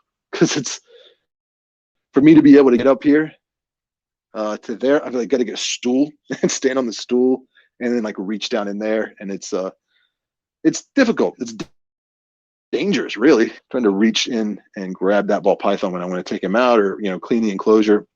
It'd be much easier if it was a front opening, and kind of like the other spiders are in.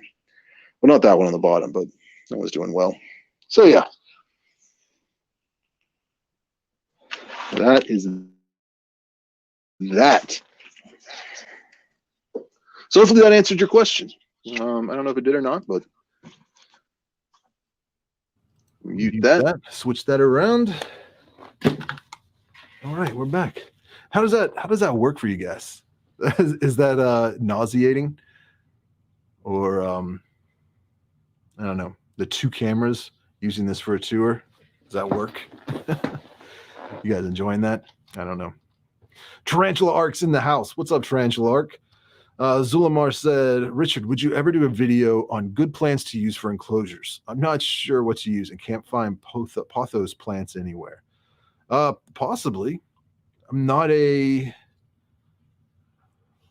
botanist, I guess would be the right word.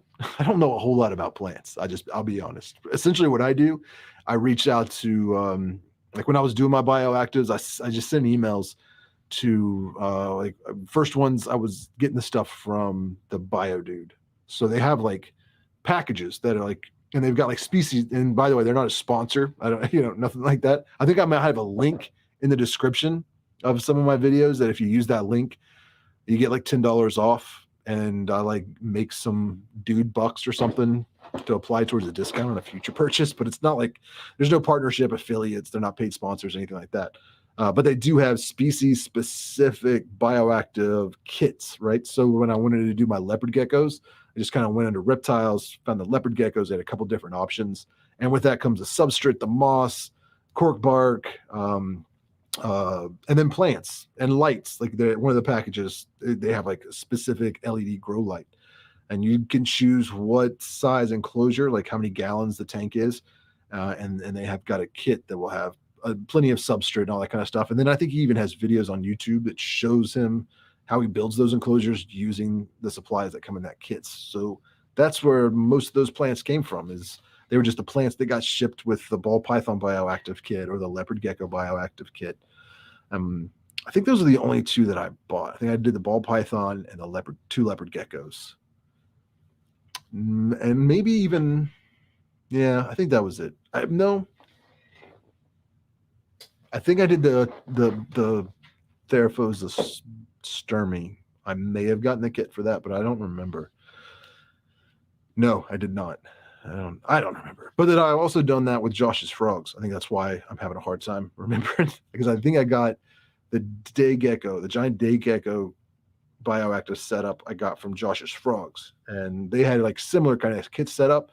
But I also just emailed them and was like, I need to get some plants that will do well in both like the day gecko's environment, but I also want to make some bioactives for spiders. And we kind of went back and forth talking, and sometimes it can be difficult because like you'll be talking to one person that's like in customer service or something, and then they're like, well, I'll forward this email to someone in our arachnid department and they can help you out. And then you talk to them for a little bit and they're not able to maybe fully answer your question, or they're like, I'll forward this conversation to somebody in our plant department who may be able to answer it better. So then you start talking to that person, and sometimes the information's conflicting, and I don't know, it could be like, I say that because I was talking to one of these companies and somebody was saying these plants would be good for what you want, but you should talk to the plant guy, make sure that, what the lighting requirements will be. So then I talked to the plant guy and he was like, no, I don't suggest any plants because there's a possibility there may be nematodes in the roots. And I've heard that nematodes can be bad for tarantulas. And it's like, what? Like now I'm super confused and concerned. But it can, but that's with anything. You get passed around to different departments sometimes, and not all the information is going to line up. So it's a long way of saying I don't know, but I will look into it. Yeah, I hope that helped. Let's see. We did get a super chat. I saw that was from Darian Solomon. It says, I just got a king baboon and a starburst baboon a few days ago, and they already molted and they are starting to look beautiful. Well, thank you so much for the $5 super chat, Darian. That definitely helps support the channel. I appreciate that on a personal level. And those are beautiful spiders. And I don't know if you guys saw, but Tarantula Haven maybe he didn't. Oh, maybe I just misspoke. Let me look it up real quick. Well, I'll say this. I am a Patreon supporter of Tarantula Haven. Like I'm in his Patreon community because I enjoy his videos a lot. And I think I was through Patreon. Maybe it's like an early release. But he has a video coming out on the... Alex, are you still in the chat? Can I talk about this? Not yet. Okay. I won't talk about it yet. Okay. Sorry, buddy. But I will say this. If you're not subscribed to Tarantula Haven, definitely check out his YouTube channel and subscribe. It goes live tomorrow for the public. All right. Well, I'm glad I didn't blow the secret. It was a great video, though. I really enjoyed it. It was amazing, actually. Some really good information and some very good videography. Like Alex is doing some amazing things with his camera over on his channel. So Cindy says, don't spill the beans. I won't. I almost did. Because I was watching last night and was very enthralled and just wanted to tell somebody about it. And it's a good video because like I was watching that video. I was like, I have gotten so many requests to cover this species, talk about it, and I haven't because for many reasons. But he says I can say what it is. Awesome. It was the feather leg baboon, which I don't think actually. Now that I say that, you were talking about an HMAC, weren't you? Starburst baboon. What is a starburst baboon? That's so confusing because there's an orange starburst baboon. So maybe you were talking about an OBT when you say starburst baboon, or maybe you were talking about an HMAC. I don't know. But yeah, it's a great video on the feather leg baboon. So definitely check that out. Zolma says he's very informative and fun to watch. Love the channel. Yes, I enjoy his channel as well. And you'll really enjoy this video. It was intense. How did you decide to start making videos on YouTube? That's an interesting question. I just keep dropping this daggone thing. It was not intentional. I started taking photos of tarantulas and posted them on Instagram, and then I was just getting a lot of questions from people, and it was hard to keep track of conversations in the comment section of Instagram posts. So I'll start a YouTube or a Facebook group, and then we can actually have conversations in there. It'd be a lot easier. And that started growing, and then I just got lazy. People were asking how I build my enclosures for juveniles and spiderlings with AMAC boxes, and instead of typing out all these paragraphs explaining the whole process or copying and pasting that over and over again, I was like, I'm just gonna make a video and have that, so when people ask, I can send them a link and they can actually see it. A picture's worth 1,000 words, so a video's worth 1,000,000 or whatever that's saying it. So I did that, and I enjoyed making it. It was a lot of fun, and people seemed to respond to it well. And I was like, I'm going to try to do this again. And it was one video every other month or something like that at first, maybe once a month, and then it was every other week, and slowly kind of got to where I was like, all right, I'm going to do one video a week, and now I'm doing 2 videos a week. Which, if you don't know, I upload every Tuesday and Friday. I was talking to somebody the other day, and they were like, when did you start uploading on Fridays? I had no idea you were doing that. It's it's been a while now. At least, what is this, July? So maybe 10 months, maybe almost a year of 2 a week. So yeah, Tuesdays and Fridays. I should say that more in my videos so people actually know. Yeah, that's how I started making videos. I mean, I used my cell phone and didn't know how to use a camera at all. So it's been a. If you go way back to my first videos and kind of watch them in order, you will see the development, I guess. Like seeing me figure out how to edit and like do different text and intros and how to use the camera and lights and mics and all that fun stuff. Yeah. We just got, what was that? Morgan Cord 89 says we just got our Brachypelma Emilia. Have you noticed that different tarantulas have certain food preferences, or will they typically just eat what you feed them?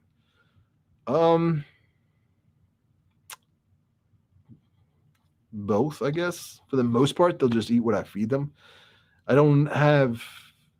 I guess what I'm trying to, like, at least with my experience for my species, I don't have a tarantula or really anything that will only eat one type of food, but I do have some species that there are certain types of things they won't eat. If that makes sense. I mean, I have a couple of tarantulas that just refuse to eat superworms or mealworms. They'll eat crickets, they'll eat roaches, they'll eat hornworms, anything I put in there, but a mealworm, they're like, no thanks. And vice versa. I've got a few species that just weren't digging dubia roaches at all. Like no matter what I did, how I tried to feed them, how long I waited, like they would refuse dubia roaches, for like 4 weeks straight. And then as soon as I drop in a cricket, bam, they're all over it. And then I try to feed them a dubia roach next time and follow and they never were interested in them. So yeah. Tarantula Haven says, I'm curious what your feeding bill is like, especially since you said your wife won't let you keep roaches. Oh, it's expensive, Alex. It's stupid expensive. Let's see. I go to the pet shop. There's two, like I was saying. One of them is ridiculous. I'm not trying to bust anybody out, but I mean, it's like they break it down. They got small, medium, and large crickets. And I think smalls are like 13 cents a piece, and mediums are like 18 cents a piece, and larges are 25 cents a piece.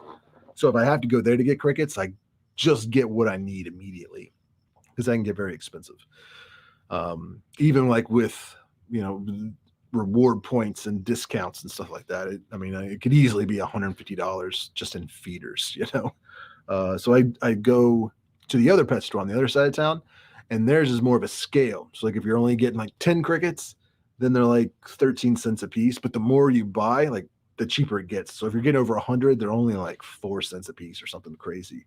And I think I go in there enough. They know me, a lot of these places. So it's like, I'm like, I need 300 large crickets, and they don't even count them. They just fill up a bag. So a lot of times I end up like 500 or 600 or something like that. So I kind of get hooked up.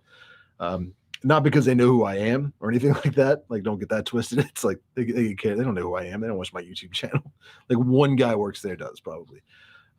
They're just like, I don't want to count 300 crickets out. But even at that, like it's still, $50-$60, and I do that every other week. So it's probably $200-$300, maybe more. Especially when I start buying the hornworms and stuff. But it doesn't matter. I guess what it comes down to, because I can save those receipts and deduct it all from my taxes. So yeah, in the long run, I kind of get that money back, I guess. That's what I'm saying. Flawless Fangs to say, Richard, hope you're well. Well, thank you. I hope you're well as well. Chris says, Tarantula Collective, I'm thinking about getting my first tea. Which one would you suggest? One that I could handle from time to time so I can overcome my mild fear of spiders. I actually have a whole video on the best beginner species. Like, there's like 10 of them. And it's actually 20, because like the first part of the video, I'm just saying like these are the most typical top 10 beginner tarantulas. And these are 10 that are also, really good, but a lot of people don't think about. So there's 20 options right there for you. But a Phonopelma calcodes, if you're, but they take a long time to grow. But they're pretty docile. Grammastola pulchra is usually pretty docile.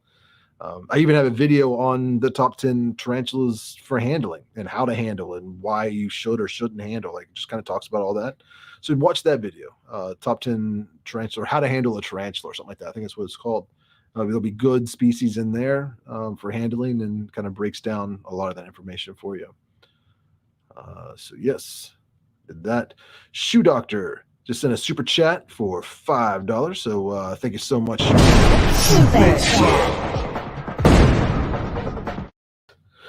How would you ask your local shop owners where they get their teas? I'm hoping to find a better local selection on a really nice juvie. How would you ask your local shop owners where they get their teas? I guess it depends on what kind of store it is. If it's like a Petco or PetSmart, I mean, I've actually talked to them before, and they buy that stuff wholesale through I don't know. I heard somebody was talking about this. Like, there's businesses. I think there's like some in Florida and some in California, and they just like wholesale exotic pets, reptiles, tarantulas, like all that stuff to pet stores, nationwide, import and export and all that kind of stuff. And they don't sell to like retail customers. So they could tell you where they're getting them, but that's not going to help you. Man, I wish I remembered. Maybe it was an article I was reading, or it was a conversation I was having, or something. But it was a big business, is like Max Exotic Pets or something like that. There was like multiple ones, but that was one of them. I think it was Max or something like that. Google it. I'm sure it'll pop up. But they were just wholesale. That's where one of the pet stores was getting all of their tarantulas from. Maybe they even told me that. That may have been it. Yeah, so they're not going to be able to help you. If it's a mom and pop store, they may tell you, but then more than likely they're ordering them wholesale or even paying retail from an online website. And they may not want to tell you because it's like cutting their own throat. Like they'll just go straight, like bypass them and buy them directly for what they're paying. So they may not want to tell you. But I've got a whole list of tarantula dealers on my website, thetarantulacollective.com. Just go into the resources tab. You'll see a bunch of different links for plenty of businesses that sell tarantulas, and they'll mail them directly to your house, and usually for cheaper than what you could buy them for at any pet store. It's not like, I mean, there are some mom and pop stores that are very competitive, so it's not like a blanket statement. But there's also like European websites, maybe I don't know, it's in Canada, and I think maybe some Asian or Australian. I'm not 100%. I'll have to check that out. I try to keep it updated. Anytime somebody's like, hey, this is a great tarantula dealer or exotic pet dealer, I try to add them to the website. So you can find all kinds of people there. Vicky Gray says, do you claim your tarantulas as dependents on your taxes? No, not as dependents, but as business expenses. Yes. Now that I'm doing this full time, it was one thing the person we take to, I guess they're an accountant, but it's not like my accountant.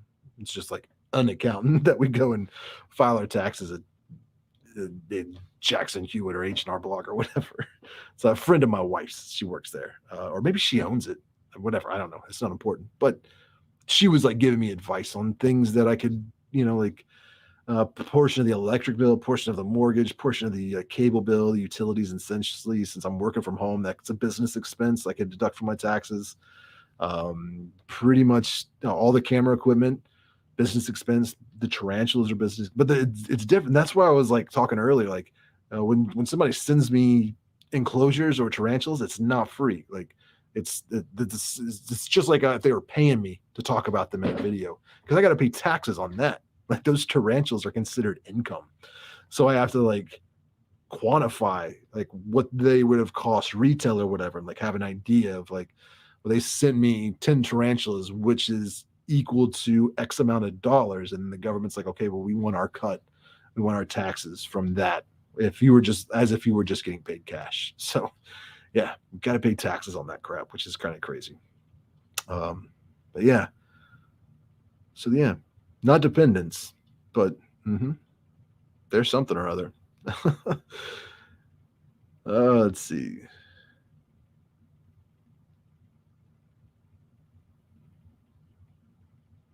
Catching up. Oh, we got another super chat from the Horror Zone. Says, you're amazing, dude. Thank you for everything you do. Your videos help me so much. Well, thank you so much for the super chat, Horror Zone. I appreciate that. And I'm glad the videos help you. Where can I find that? I gotta quit dropping stuff. It's so crazy. So I asked this question earlier. I don't know if anybody. Oh wait, Darian Solomon just said, "Speak of the feather leg baboon. I'm waiting here to get it delivered because my girl got me one for my early birthday gift." That's awesome. I am not a huge fan. I'm a huge fan of Alex's video on the feather leg baboon, but as a tarantula in general, not a huge fan of them. And I don't know. HMAC is a beautiful tarantula. I really like the HMAC, but this S. calceatum, or whatever, however you say that. It looks similar, but it's like, I don't know, their legs. I mean, what gives them that feather baboon? I don't know. I don't like the way they look. And I had one, and it was just extremely reclusive. Like I very rarely got to see it, and it was almost like I didn't have it. Like I just had this enclosure full of webbing that I had to feed every other week. And yeah, then it turned out to be male, and I sent it off. Um, so yeah, I never really kind of developed an appreciation or attachment to them. So yeah, that's my opinion.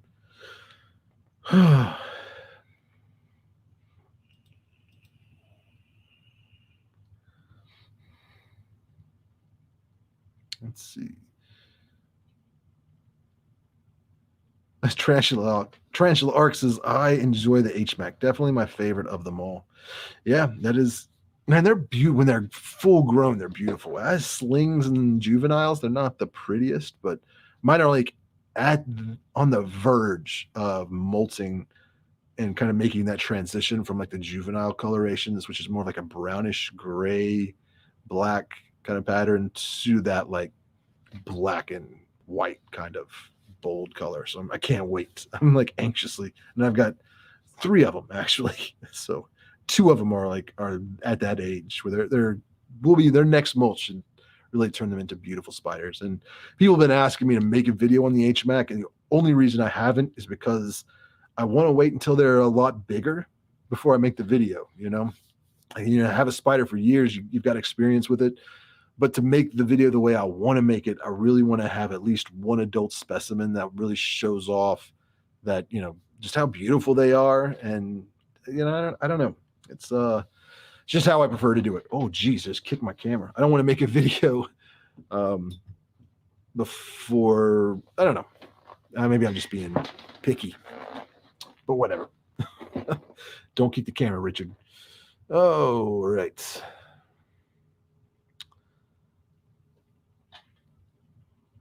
Get back into the chat.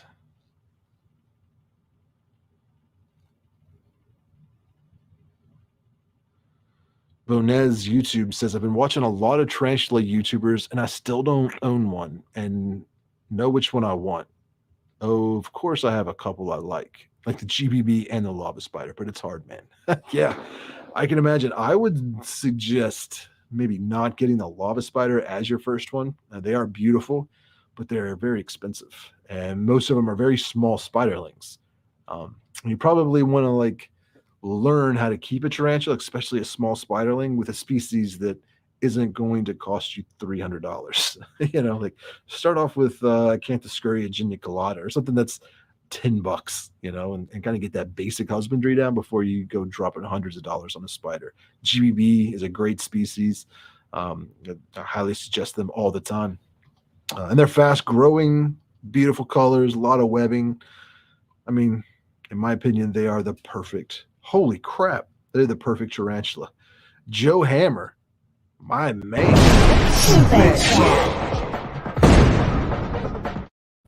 I don't know if you meant to do that on purpose, Joe, but thank you so much for the $50 super sticker or whatever those are called. That was very generous of you. Thank you. Thank you so much. And right above that, Oldest Vera says, do you use springtails in your terrariums? I do on some of them. The ball python and actually my king snake enclosures all have springtails in them.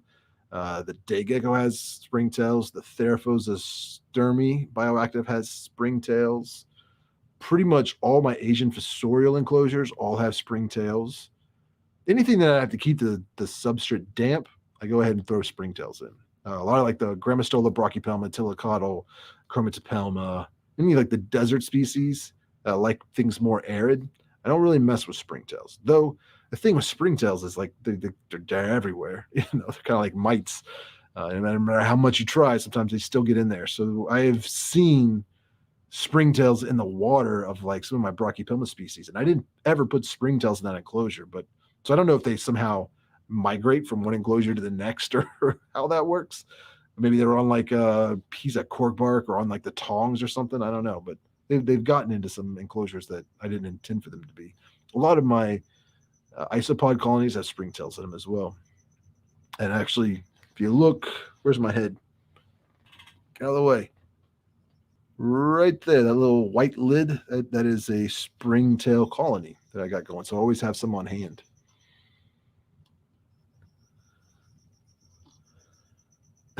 Bedtime says, don't kick the camera, Richard. Yeah, I know. Yeah, I'm still an amateur. I'm learning. I'm doing what I can. It's this new setup. Like when I had the computer desk over here, I had what is this, like 10 feet of space so I could set up my big light and put the camera on a tripod and plenty of room so I could just turn slightly and had everything right there in my computer.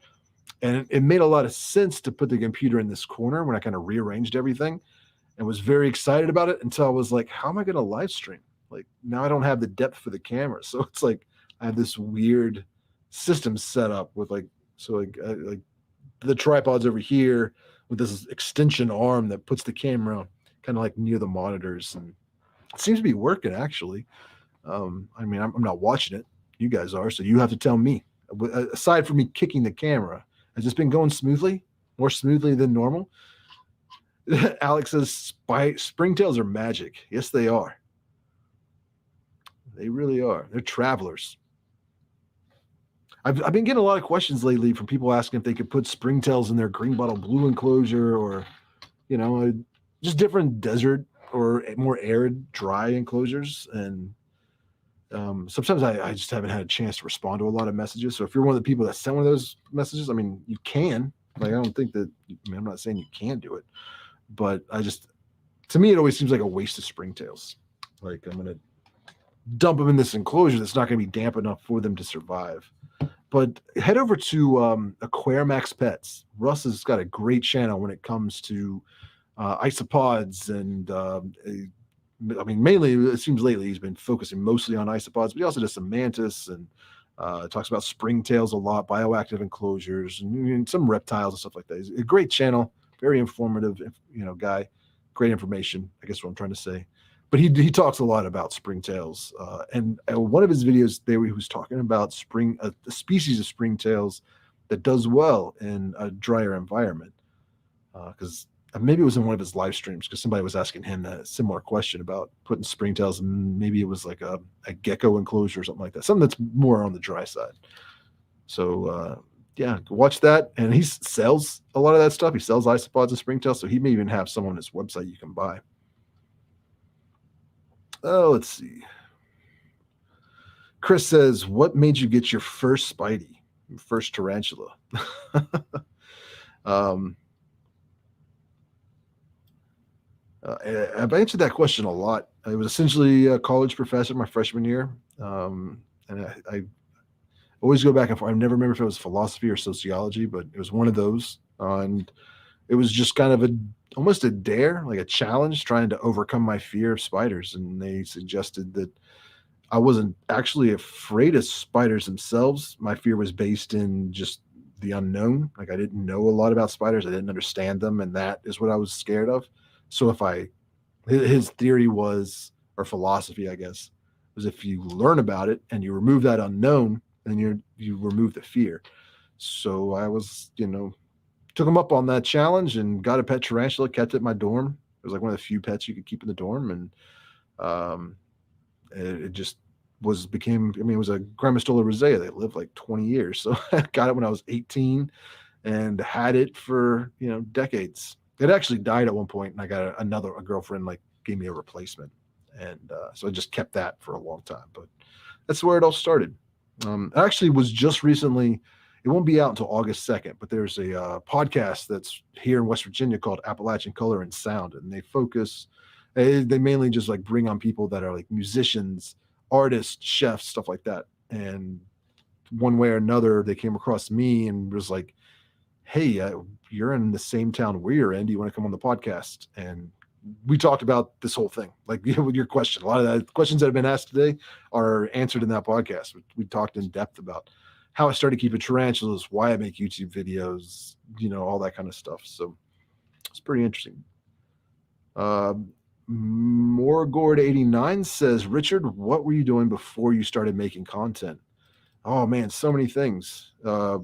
What I was working at when I started making content, and just immediately before that, I worked for my friend's business. It was called I don't know if I should say. Well, it was called Gold Green, and we bought coins and gold, diamonds, silver, antiques, collectibles, stuff like that. So it was a lot of selling stuff on eBay, estate sales, stuff like that. Like I didn't know a whole lot about it was good. It was a fun job. I was working with a friend. He was a good dude, and it was interesting. Like every day, antique guns and like just really old silver coins from like the 1600s and 1700s, and just learning the history behind them, so that you could and photographing them and listing them for sale on eBay or coin shops and stuff like that. It was a fun job. Before that, though, I was essentially working in coffee shops and restaurants. A lot of restaurant management and coffee shop management. Barista.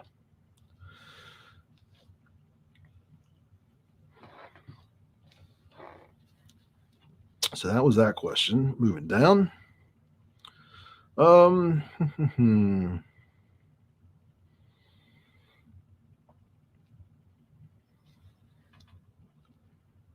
Talk about Neotheli Inci. Thinking about getting one, but there's not a lot of information on them.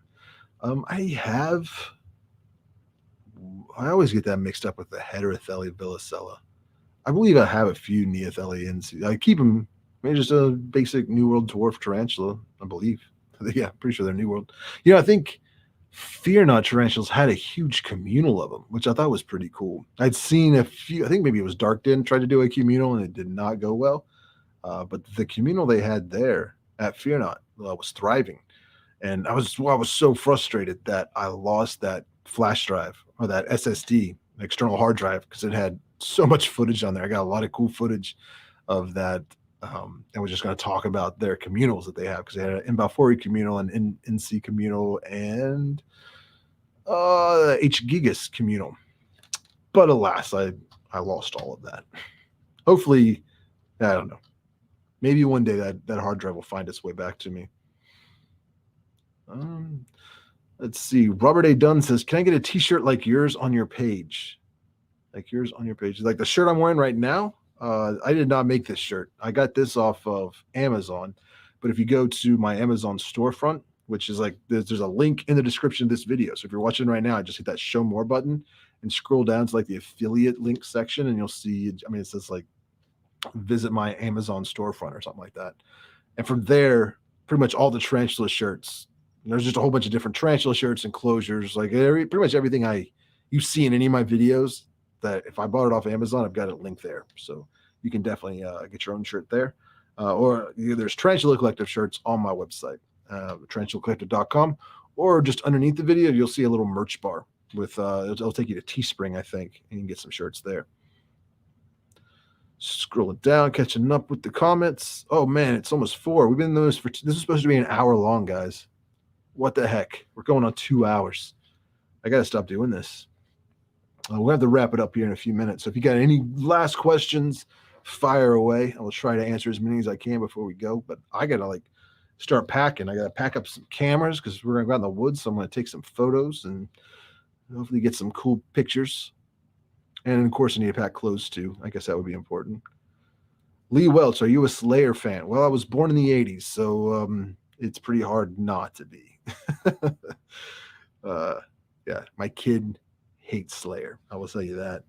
Sometimes we'll be driving, I'll be taking him to school or something like that, and it'll come on the mix. Especially, what was that album? I think it was God Hates Us All, and he was just very seriously grabbed my shoulder from the back seat, was like, "Please turn this off when you drop me off." We're pulling into school, and he was embarrassed that he was going to open up the door and Slayer would be blasting out. His friends would hear his dad listens to Slayer. I was like, what? When I was a kid, that would have been the coolest possible thing in the world. Darcy says, "Time flies when you're having fun, huh?" Well, that's not what Darcy said at all. She just said time flies, huh, Richard? Yeah, I guess it does. Oh, we got a super chat, the Horror Zone. $5 super chat. Super chat. And he says, where can I don't know why I assumed it was a he. They say, where can I find like the fake rocks, waterfalls, and stuff that you show inside your enclosures? I can't find that stuff in my neck of the woods. I can't find them either. I get them off Amazon. I think hit that same link I was just talking about, Amazon storefront. I know that I've got the waterfall kit that I got from Zoomed is linked there, as well as like the excavator clay and stuff like that. So that's definitely there. So check that out. But pretty much, yeah. Or go to my website. I've got links, I think, to like the Chewy, which is kind of like an online pet store. They've got sometimes better deals than Petco or PetSmart, Chewy.com, I think. Just go to tarantulaclosure.com under the supplies section, and there'll be some links to different places that you can find a lot of that stuff as well.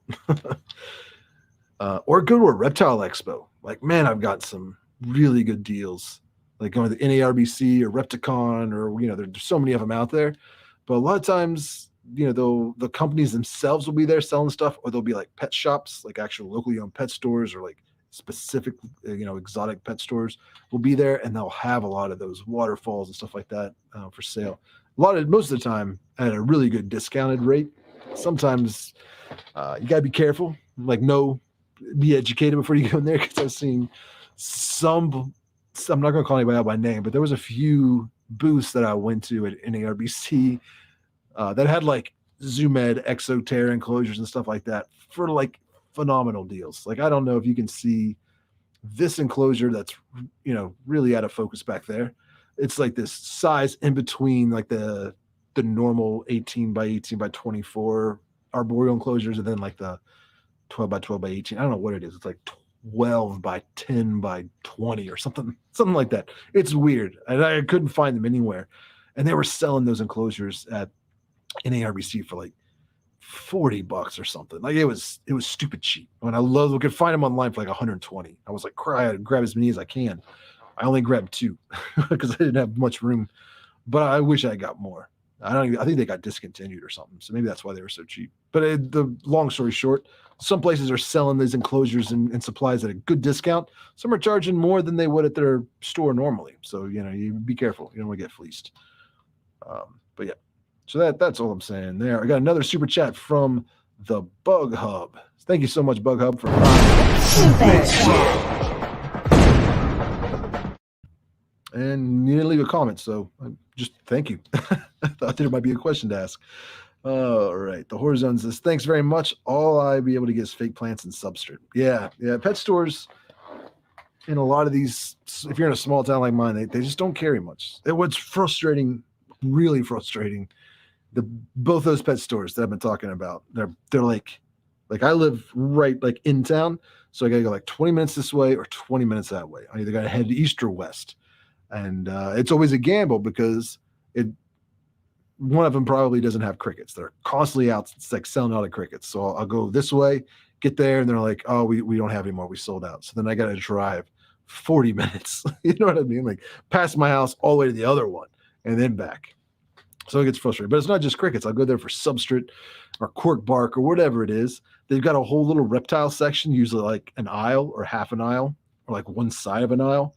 But it always looks like Black Friday just happened. Like, they're just always sold out of stuff. And it's like, why can't you keep this stuff in stock? Like, obviously there's a demand in this area that you're constantly selling out of substrate and cork bark and mealworms and all of the supplies and stuff that you need to keep reptiles and inverts. And if you're constantly selling out, order more. Like, it's so frustrating, and get a better selection.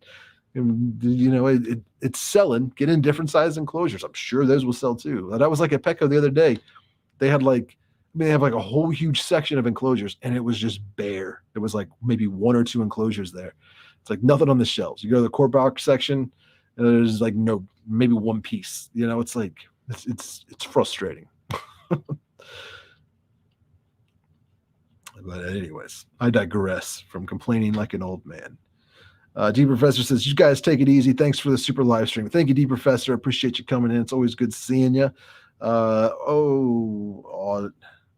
suck at reading. Audentana Creations says Josh's Frog is the best for bulk feeders. Been using them for years. Yeah, I really was trying to work out something with some of these companies, like Josh's Frogs or Dubia Roaches or something like that.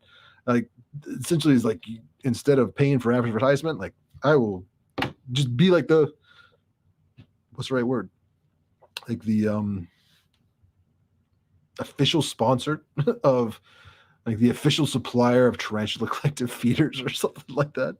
Like I will mention your business in every single video if you just, in exchange for sending me feeders that get me through the month so I don't have to keep going to the pet store.